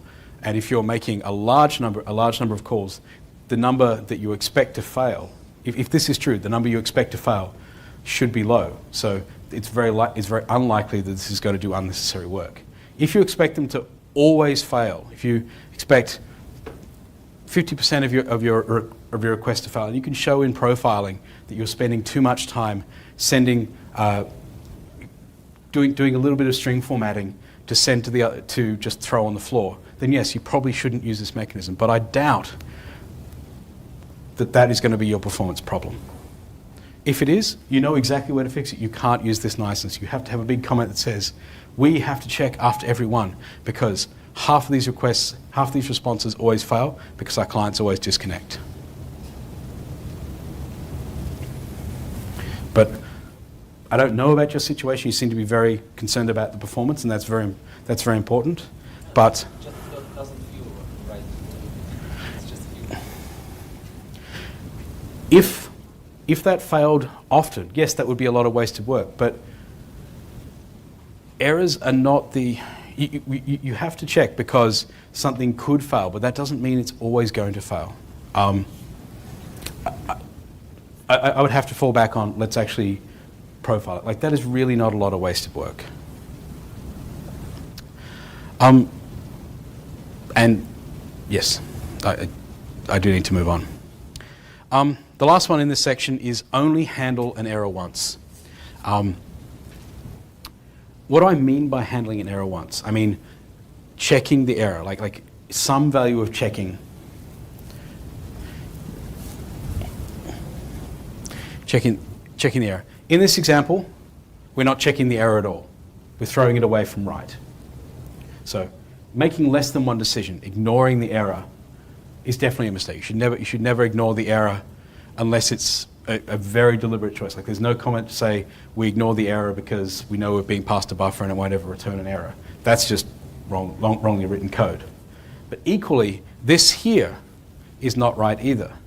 What's happening here is if the error is nil, we're writing a line to a log file and we're returning the error. This is the argument that I make, that this handles the error and that handles the error by passing it back to the caller.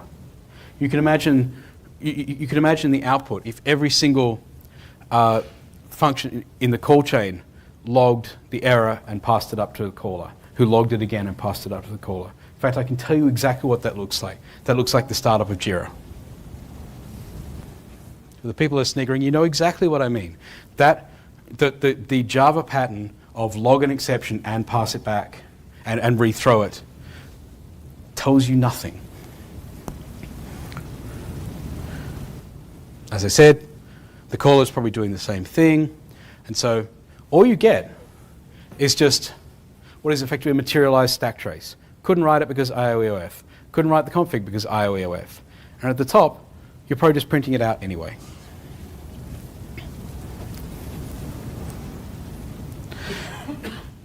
And apart from the verbosity, which is really just a political statement, the problem with logging and returning is that it is super easy to forget to return. It's okay if you forget to log it, but if you forget to return,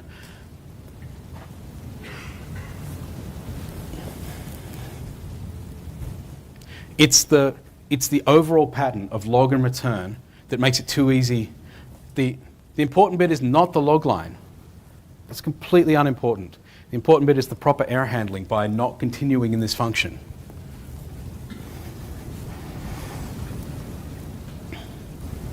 So, only handle the error once. If you check, is error equal nil, or do some kind of assertion like, is it a timeout, then you're only allowed to make one action. If you log it, you shouldn't return it. Now, that's rarely going to be the case. That's rarely going to be the case that's the right thing to do. Normally, when there's an error, you can't continue with the rest of your functions. So the only thing you can do is return. So by definition, don't log it, just return it. And a bunch of stuff is happening. Obviously, the Go errors changes which are going to include the stack trace, which is probably what a lot of this log and return kind of behavior. It's manually constructing a set of breadcrumbs, like where were you when this panicked? Because at the top, if you just print IOEOF, you have no idea where this came from. And of course, that was the genus for the package errors package that I wrote, which was inspired by a dozen others to do the same thing. So this is an area that's going to change with the 1.13 error changes, because errors will have a stack frame and be able to point to where they came from. It's just not clear if that's going to happen this release or the release after, or if it's going to be reworked. So now we have a choice. I have about 10 minutes. Like we really can't go past about 5:30. So I can either give a different example, or who would like to see an example of writing a table-driven test? Table-driven test? 4-ish hands. Who would like to see other than a table-driven test? No, same. Given you can read the rest of it. You can read the rest of it. I do want to go through the table-driven test exercise, because it gives a lot of examples on how to it's table-driven tests are quite a neat thing in Go, because they let you add test cases very quickly. So speaking quickly, we have a split function. It just splits strings on separators. How do we write a test for that? Everyone knows that. Test split. We have what we got, what we expected. We probably use something like deep equals to say, are they the same?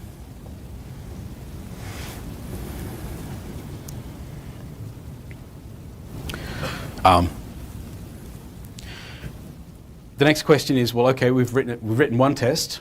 What's the coverage? What's the coverage of that?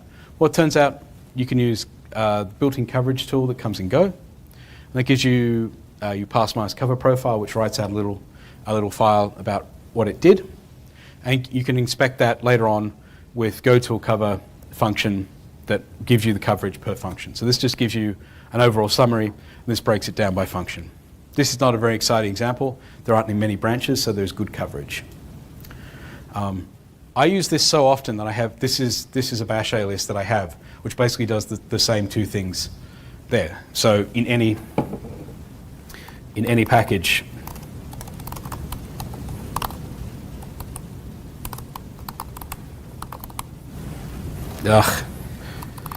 my Go path is completely messed up because of the demos I was doing last week. I can't show you that, but you can imagine that gives you the coverage. Actually, I'll just do it in a different RC.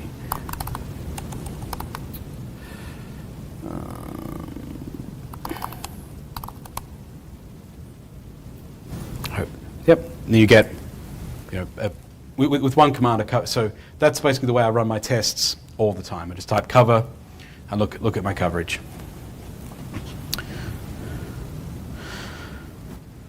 So now we have one test.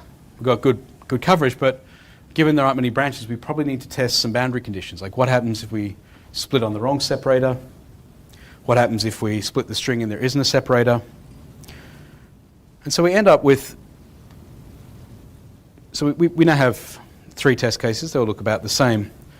But the thing is that there's a lot of duplication in there. Like every single thing, with the exception of the input, the output, and the name portion of the test is the same. Like that's a lot to copy pasta, especially if you discover that maybe you want to slightly change, like the check logic is repeated, and you have to do that many times. It's a lot of duplication. Now, this wonderful tradition called table-driven tests, and I do not know other than it started in the standard library, I do not know the originator of this, is this kind of form.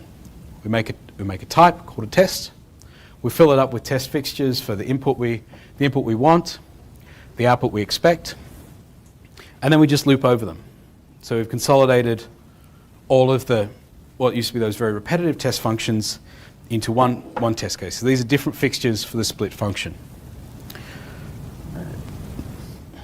And in fact, we can dry this up a little bit more, that because we're declaring this tests variable at the local scope, like we want to probably call inside functions for different kind of functions, not split, want to reuse this structure again, we declare all that stuff locally, we can use this form to both declare it and initialize it at the same time.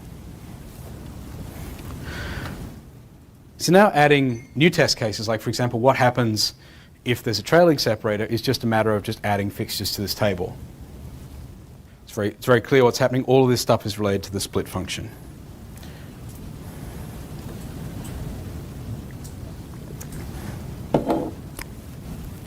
Okay, so now it turns out that test case didn't pass. And so that brings into a few things that we need to talk about. The first one is it just says expected ABC got a slightly different ABC. Where did that come from? Which test case failed? Because we moved away from having one test per function, we've lost the name. So you'll see a bunch of styles because it's very much an area that is still evolving. But the first thing is that because this is a slice, well, we can use the index of the slice. So here we say test I plus 1 expected got. And now when we run it, it at least says test case number 4. I expected this, I got that. That's better than nothing, but you saw we had to do like a little bit of fudging because slices are 0-based and this is 1-base, and like humans want to count in 1, like when we think of test case number 4. It also means that we need to be consistent, like across all the test cases that all the test fixtures that you write, across all the packages in your code, across your company. There needs to be some standardization on are we 0-based or are we 1-based for our test cases.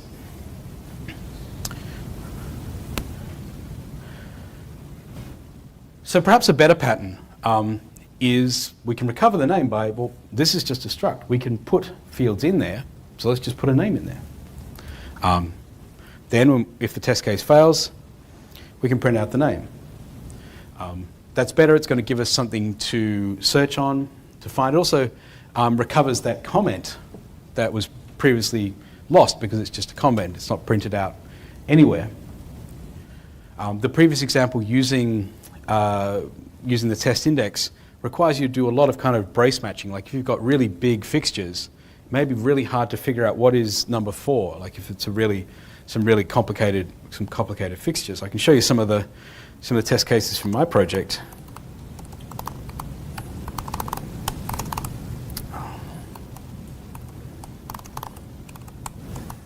You know, long, like very detailed kind of data structures. So finding the 4th data structure entry could be quite complicated. So using a name is quite good. And then we can, this is the final form. This is one that Mitchell Hashimoto uses, and I credit him with being the first one to do it, which is realizing that, well, name is really a key to this test. So instead of using a slice, we can use a map. And so there's a map of test case names to this anonymous struct of test fixtures. And this has got one other very useful property. Because map iteration order is undefined. I'm just going to say random because it's easier. We don't need to have that argument. And the reason this is super useful is it means that now your test cases are not run in the same order all the time. So you can spot when your test cases are not hygienic because A, changed some state, and B is testing that state that's being changed. If you run them out of order, now all of a sudden the test cases can't rely on that.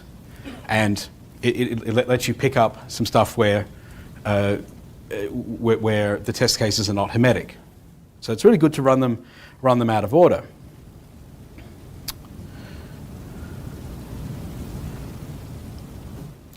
Now there are two other problems. The first one is that we're calling t.fatal. So in this loop, the first test that fails, t.fatal is going to cancel, is going print out this line and then exit the test case.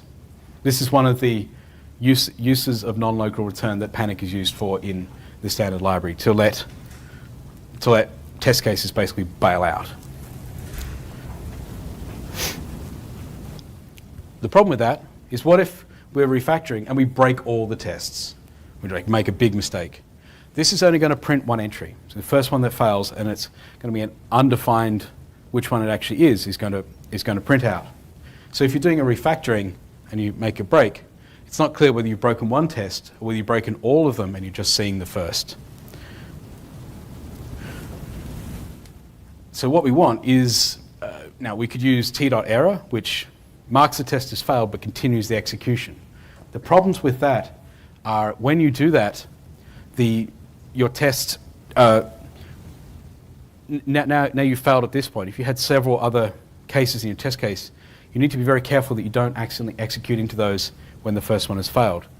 Where you see t.error used in tests, you often find that these tests work great when everything passes, but when there's a test failure, they become incredibly fragile. They don't just report an error, but then immediately panic afterwards. So t.error is kind of a is kind of a smell these days, because we now have the wonderful thing called subtests. Now, subtest gives us back the ability to have one function per test. Like, we pass in an anonymous function, so we can fatal F as much as we want. It just cancels this inner block rather than the outer block, which means we can print all the failing subtests without having to write any special clever logic. The other one is that they have really good names. Their name isn't just a string in the output, it's actually part of the test name, because this is built into the testing framework. So we can even run a subset of a particular test's cases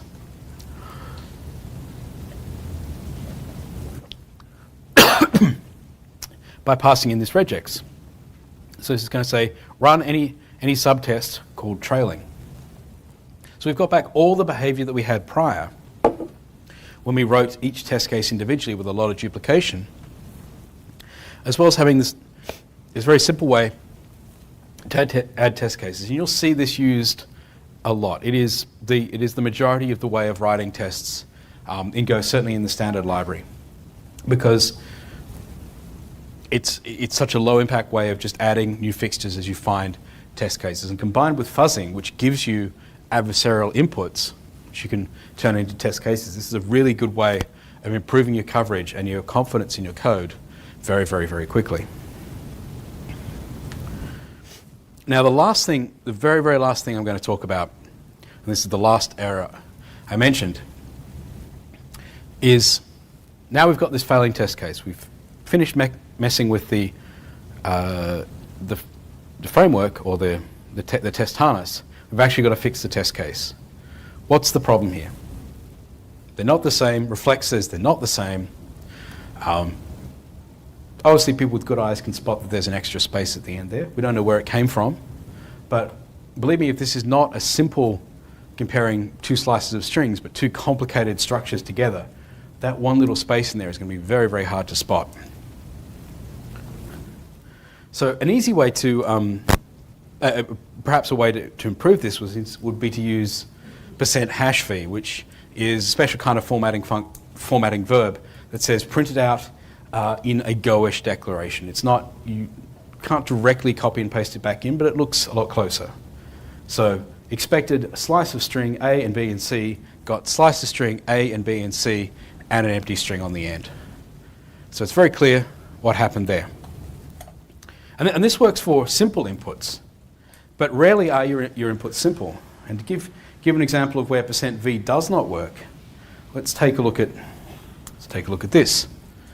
We have type t, it just has a field called I, and x is a slice of pointers to t of 1, t of 2, t of 3.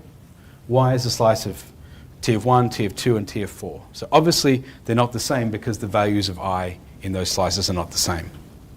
Now, if we use %v, as we expect, it's just going to tell us the pointer addresses. But unfortunately, %hashv can't do any better. It tells us in a more verbose kind of way, like this memory address is a pointer to a T, but it can't tell us the thing we need to know, which is the what the value of I inside that T. So, turns out %#v not actually a success. It's okay for small cases, but when the comparisons get very obvious, get very complicated, it kind of falls down. And this is what I meant by, you might start off with a simple test case. You might think, oh, this is fine. I'll never have to change these bits here. I can just copy and paste this over time. But then later on you find that, oh, I need to start using %v for some of these cases. And then later on you find I need to inspect them a bit more. And so each of the test cases which you said were just, like, don't look at that, that's not the active part, each becomes slightly different. So that's another reason for using a table-driven test, that you can consolidate your logic. So the final thing I'm going to introduce you to is something that I've been using a lot, and it really is the dark's guts. This is Josiah's Go CMP library. It is specifically designed as a replacement to reflect.deep equal. It has more capabilities to define what equality means. It can deal with very complicated situations. You can tell it to ignore certain fields. It follows Joe's personal bias that you shouldn't use deep equals on private fields, and is very, very picky about that. So obviously, you can use it where you'd use reflect.deep equals. Are x and y equal? False. Of course, no, they're not. But where it really pays for itself is the diff function. And the diff function is the whole tamale. This returns you a textual diff of what is different between x and y. It doesn't just tell you they're not the same. It tells you exactly where they're different. And this is worth the price of admission. For example, in this case, and I know it's a syntax only a mother could love, but it says, this is a slice of t at index 2, so the third position. The value was I was expecting a 3, and I got a 4. You do need to kind of learn its language, but the thing is, it's very consistent in the way that it does this. And once you learn how to interpret that, it tells you exactly what was different, rather than somehow printing out all of these inputs and all these outputs. And believe me, when this input is not a slice of 3 pointers to t, but a huge gRPC structures, like enormous gRPC structures that you have to tell the difference between one field, somewhere in there is different, this pays for itself. So, the conclusion is, bringing in Go CMP, using, you say, do a difference. Sometimes you have to pass some option structures for things like if you want it to not compare some fields, or if you want it to deal with types that have private fields, you need to pass those options there. But it's only one line in your test case, and then you just say if the diff is not blank, if something is different, then we fail and just print out that diff. And so here again, unfortunately, this example turned out to be not the world's most clearest, but it's saying this slice of string at the fourth element. So the previous one had nothing at 3. This one has a 3. It was non-existent. This one had a space. So it's saying they're a different size, and not only are they different size, but the value in that was not expected is rather not being present, it's a space. So with that, I'm going to close. We didn't get through everything. I didn't really expect to. Even if I just sat and read 20,000 words to you at a monotone, I couldn't do it in 4 hours anyway. But as I said, all of this material is yours to read, to use, to refute, to discuss, whatever you want. These are my experiences writing Go over the last 5 or 6 years. And we can close, I think, on a few questions, but we do have to get out of here because it's 5:30. But with that, we'll take any final questions, or if you're coming to the conference tomorrow, you can buttonhole me there. If you're coming to the, sorry, not on Friday. If you're coming to the conference on Friday, you can buttonhole me there. I'd love to talk to you about any of your questions. Usually the answers are longer than the question, because we really are kind of discussing subjective things. Like the final goal is better, clearer, more readable Go code, and there is no hard and fast rule. It's always a set of informed decisions driven by experience. So with that, if there are one or two questions, then we might quit. Okay, yes, and then I'll take the next question. Yes, go ahead. Wonder you haven't spoken about the init functions. That- We as a team found it a bit mysterious. Like you have several packages, several init functions, the order in which they get called, and then you tend to mess it up. So init functions are not effectively, they are global state. Let me show you. There is no difference between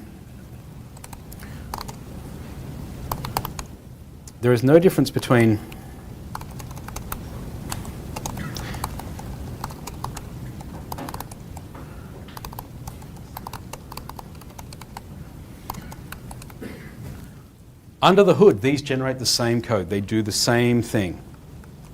So if you're looking at init functions and saying, these are weird, these are unpredictable, all of that applies equally to global variables. If you believe what Peter Bergon is saying, and I definitely subscribe to his view, you shouldn't have global state, you shouldn't have init functions.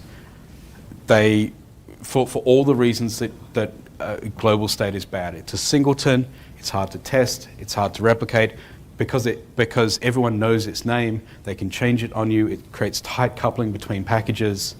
And I think perhaps your difficulties with init functions are a symptom of that. Like it's not that init function is weird to know about which order they care about, they're called in. It's that you're depending on some global state being set at a particular time.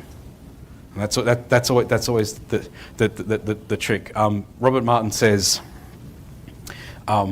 mutable variables. To know the state of a mutable variable, first of all, you need to know what time it is.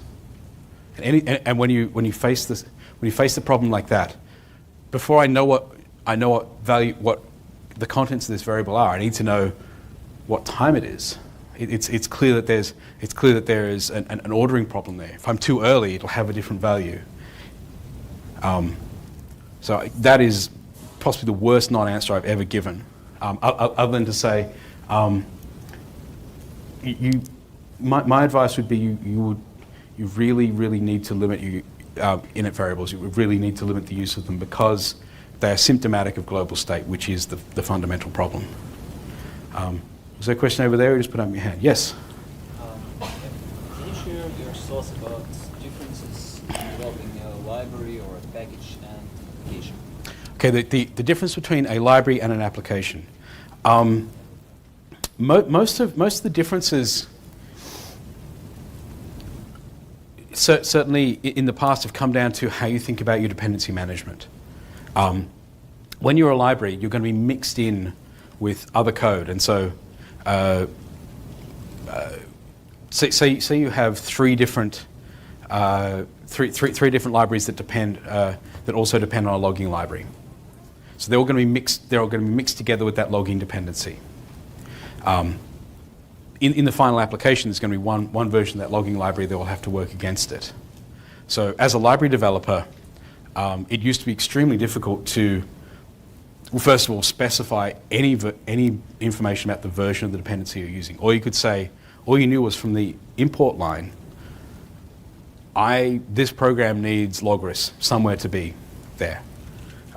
There was no way in the import line to say this version of Logris. There was no way in libraries to specify I have a transitive dependency on Logris.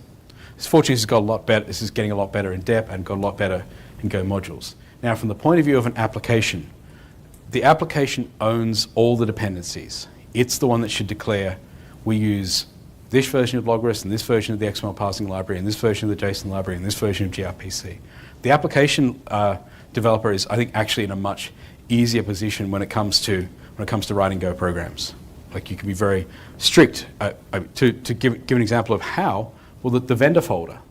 all the dependencies that your program needs, you kept a copy of them in the vendor folder. You could. You don't need to, but you could keep a copy of them in the vendor folder. Vendor folders in libraries were extremely problematic because when you bring a bunch of libraries together with their independent vendor folders, you must collapse them down onto a single one. That was an insolvable problem.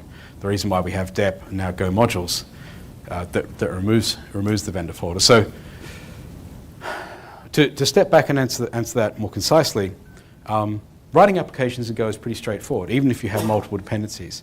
Writing a library in Go and having it reliably able to be mixed into a larger application was pretty difficult when all we had was Go Get. It's certainly getting a lot better. Glide, Go Dep, and Go modules make it more tractable to actually, as a library writer, to say, my thing can only be mixed into projects that have dependencies between these ranges. So is that an answer? I'm speaking mainly from my experience of not necessarily writing the library, but how they interact in the bigger ecosystem of other people using them. Is that a... So you would actually, when you're writing some library code, you would actually lock it with some glide or dep or something against some dependencies, right? Or you would try to use one original app system, just Go Get. From the point of an application developer, you have the ability to say, my program needs exactly these versions. From the point of view of a library developer, if you say, I can only be built against these versions, you make it very hard to be mixed into another program. So you usually have to specify version ranges. And while that's a well understood concept, until GoDep and modules, we didn't actually have any tools to do that. It was very difficult, and that's why a lot of, I'm going to make a subjective statement here, but my observation is that Go packages do not tend to have Go libraries do not tend to have very deep dependency chains, because it was actually impossible for a library writer to cleanly say, I only work against this downstream dependency. So my answer is mainly phrased around tooling rather than any kind of specific coding style or something like that about writing a library. Maybe one or two more questions. Yes? How is package errors going to change the error handling in Go? How is the Xerrors package Going to change the error handling in Go? I'll refer you to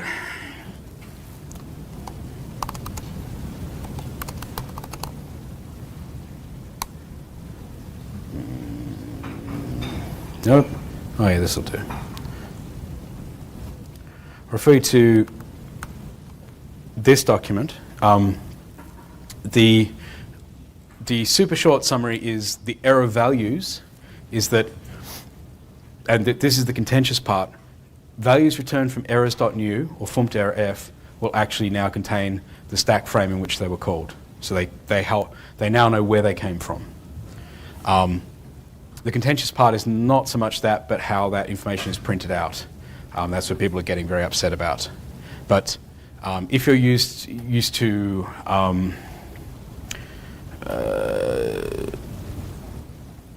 the errors package or a number of others that put a stack frame, wrap a stack frame around another error, that logic is being brought upstream into the Go standard library. This is the one you want to look at.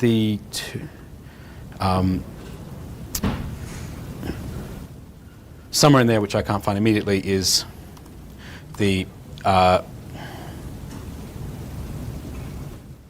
there are somewhere in these listed the actual issue numbers where all the discussion is happening, but this bigger page is linked from the Go blog. That doesn't make that bigger. Go to draft, and so this is the reference to the three proposals. There's some more stuff there, but basically start with that. One more question, then we're definitely cleaning up Last question? Once? Twice? Oh, yes. I mean, it's a related question since you have your own error package. Yes. What is your experience with the draft proposal that will be coming out in 130? The usage-wise?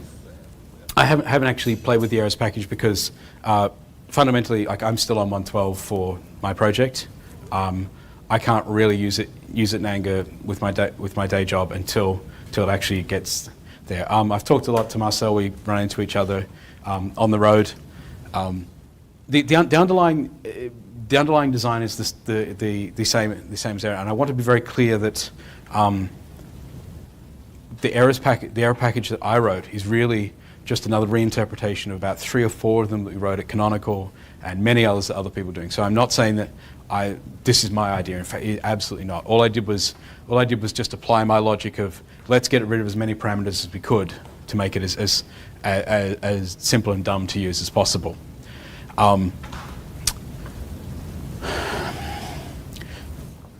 The other answer I can give to you is that when something is incorporated upstream into the Go standard library, there is no value in me maintaining the errors package other than to provide a path for people to migrate to the standard library. No Go programmers are served by there being a competition for yet another errors package. So the value I see in my errors package that I wrote is to socialize the ideas which have been picked up by the Go team. And again, these are not my ideas. These are ones that have just been floating around enough. If anything, I was just lucky that I was a smart aleck and managed to snap the PKG project name on GitHub. That's probably the thing that made it more popular than others. It's just shorter. That's all. But this is this is the future. What's going into Go is what we should use. There is no value from having a competing standard anymore. The value in terms of showing the Go team that this is a real world usage and there's actually real value to get from having stack traces has been made. It's going into the standard library. And with that, is Valentine here? Do you want to close out? Yeah. Do you have any closing thoughts? Is there any information for people for later in the week? Should we get out? Should we pull the fire alarm on the way out? Like, what should we do? I think no. Feel free to mingle. Feel like Yeah, so I guess it's the end, right? I mean, feel free to stay around till like 6:50.